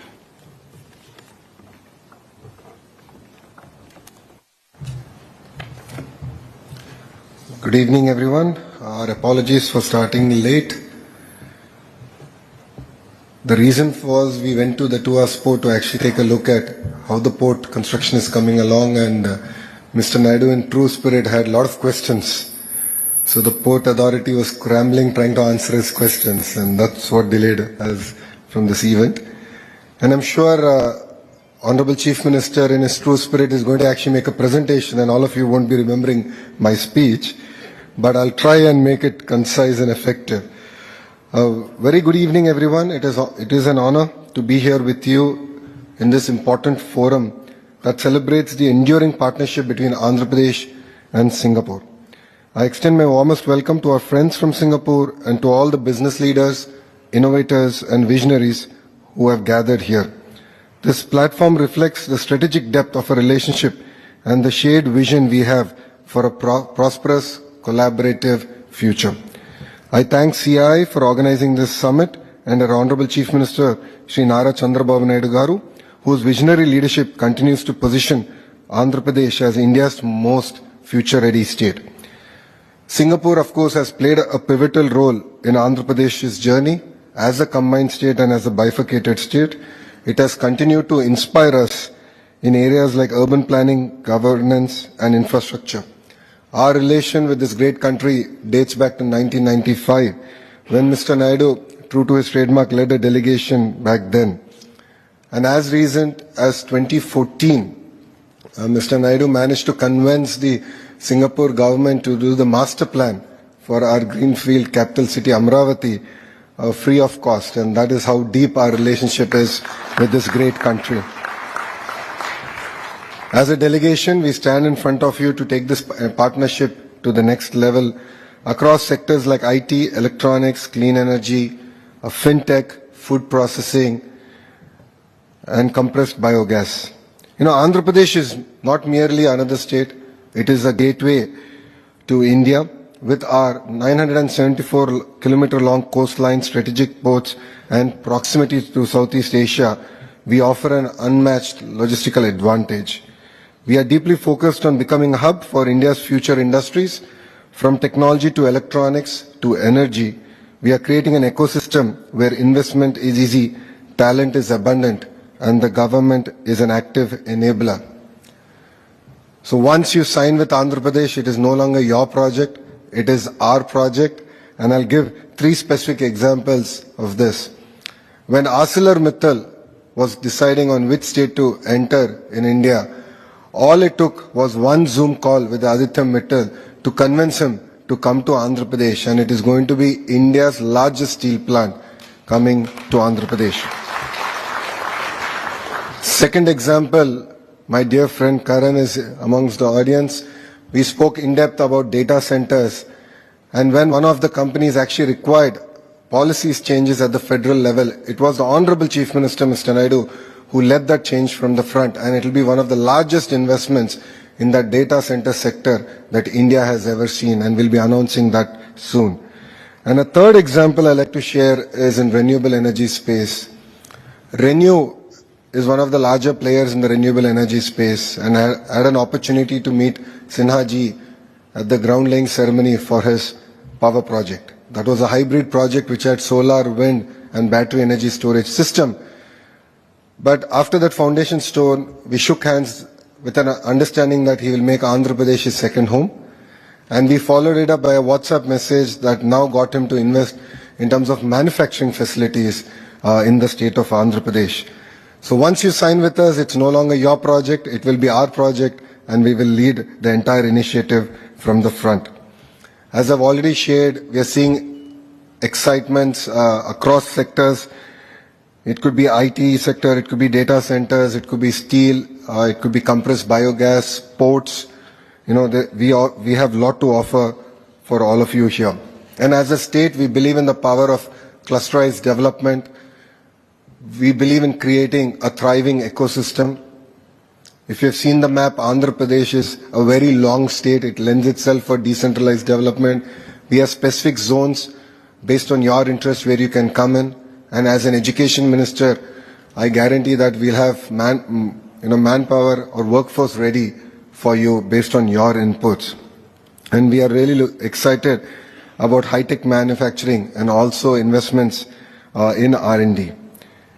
To sum it all up, we offer a single window clearance, a transparent and stable regulatory framework, plug-and-play infrastructure in dedicated industrial parks, and hand-holding support for every investor from MOU to groundbreaking.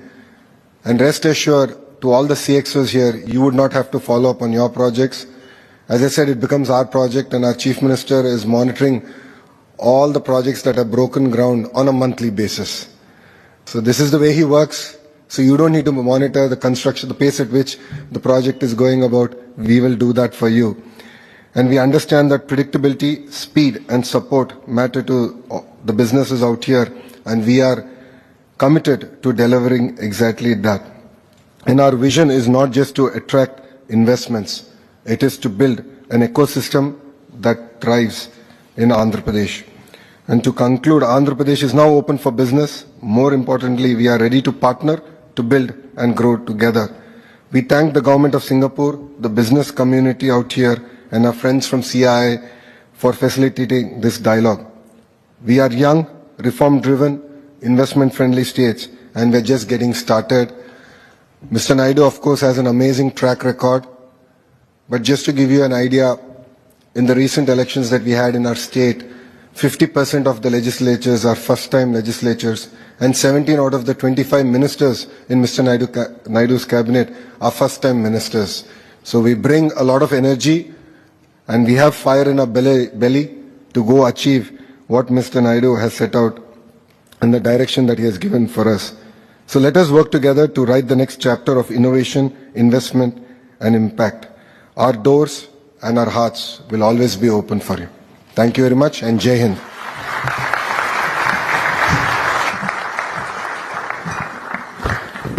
Thank you, Minister, for your remarks. It is now time for the keynote presentation by our chief guest, Shri Nara Chandrababu Naidu. నేను ధైర్యంగా ఉంటాను, ధైర్యంగా వెళ్ళగలననే confident helmet ఉంటాయి. So అందువల్ల ఏంటంటే helmet విషయంలో మొత్తం చాలా పట్టికాలు ఉన్నారు. అట్లాగే చాలా వరకు ఈ మనం ఒక సంవత్సర కాలంలో మన స్టేట్లోనే చాలా కంట్రోల్ చేయగలిగాం. ఈగల్ డిపార్ట్మెంట్ ఒకటి, ఈగల్ వింగ్ ఒకటి వచ్చిన తర్వాత చాలా కంట్రోల్ చేయగలిగాం మనం. ఎక్కడ గాంజా అనేది ఎక్కడున్నా కానీ ఇమీడియట్గా పోలీస్ దాంట్లో చాలా చాలా సీరియస్ యాక్షన్. జనరల్గా ఎవరికి ఏదో ఒక ముక్కుబడి కాదు, కౌన్సిలింగ్ కాదు, వాడి గంజాయి తాగేవాడైనా, గంజాయి ట్రాన్స్పోర్ట్ అయినా, గంజాయి కల్టివేటర్ అయినా, గంజాయి అమ్మేవాడైనా ఎవడైనా సరే ఇమ్మీడియట్గా రిమాండ్ పంపించేసి వాడు దాదాపు సంవత్సరం బయట రావడం చేసి వాడి మీద షీట్ ఓపెన్ చేయడం జరుగుతుంది. సో ఇదొకటి మీరు గుర్తుపెట్టుకోవాల్సింది. ఎక్కడ కూడా ఇటువంటి వాడికి అలాగే ఆడపిల్లలు చిన్న చిన్న మైనర్ గర్ల్స్ పైన అత్యాచారాలు కానీ, మైనర్ గర్ల్స్ని లవ్ అనే ఒక ప్రేమ అనే పేరుతో ట్రాక్ చేసి వాళ్ళందరినీ వాళ్ళు అట్లా చేయడము, ఆ నెగిటివ్ షేడ్లు తీసుకోవడం కూడా చాలా పెద్ద నేరం. ఈరోజు మహిళల పైన మన గవర్నమెంట్, మన ప్రభుత్వం చాలా సీరియస్గా స్ట్రింజెంట్ యాక్షన్ తీసుకుంటుంది. మహిళల పైన ఏదైనా సరే అఘాయిత్యాలు చేసినా, వాళ్లకు ఏదైనా ఇబ్బందికరమైన వాతావరణం క్రియేట్ చేసినా కానీ చాలా స్ట్రింజెంట్ యాక్షన్ తీసుకుంటుంది. సో ఇవన్నీ కూడా మీరు గుర్తుపెట్టుకోవాలి. ఇది ఎక్కడ కూడా మీరు ఇటువంటి ట్రాక్లోకి వెళ్ళకుండా మీరు మీ పేరెంట్స్ని మీకు మీరే అవేర్నెస్ ప్రోగ్రామ్స్ పెట్టండి. మీరందరూ చదువుకున్న వాళ్ళే కాబట్టి ఈవినింగ్ టైం కూర్చొని మాట్లాడేటప్పుడు ఏం జరుగుతుంది ఈరోజు సమాజంలో, ఈ సమాజంలో జరిగే మంచి ఏంటి, చెడు ఏంటి, ఇవన్నీ డిస్కస్ చేసుకొని మంచి మార్గానికి వైపు వెళదామని చెప్పేసి మీరందరూ డిసైడ్ అవ్వాలి. మీరందరూ కూడా మంచి భవిష్యత్తు ఉండాలని చెప్పేసి మీ దగ్గర వచ్చేసి మేము ఇంపాక్ట్ అవ్వడం జరుగుతుంది. ఇలా ప్రతిరోజు మేము అవేర్నెస్ ప్రోగ్రామ్స్ పెడుతూనే ఉన్నాము. మీరు కూడా దీంట్లో భాగస్తులై మీరు ఇటువంటి ఇల్లీగల్ యాక్టివిటీస్ని ప్రోత్సహించకుండా ఎక్కడున్నా కానీ ఇమ్మీడియట్గా డిపార్ట్మెంట్కి ఇన్ఫర్మేషన్ ఇవ్వండి. ఓకేనా? Thank you.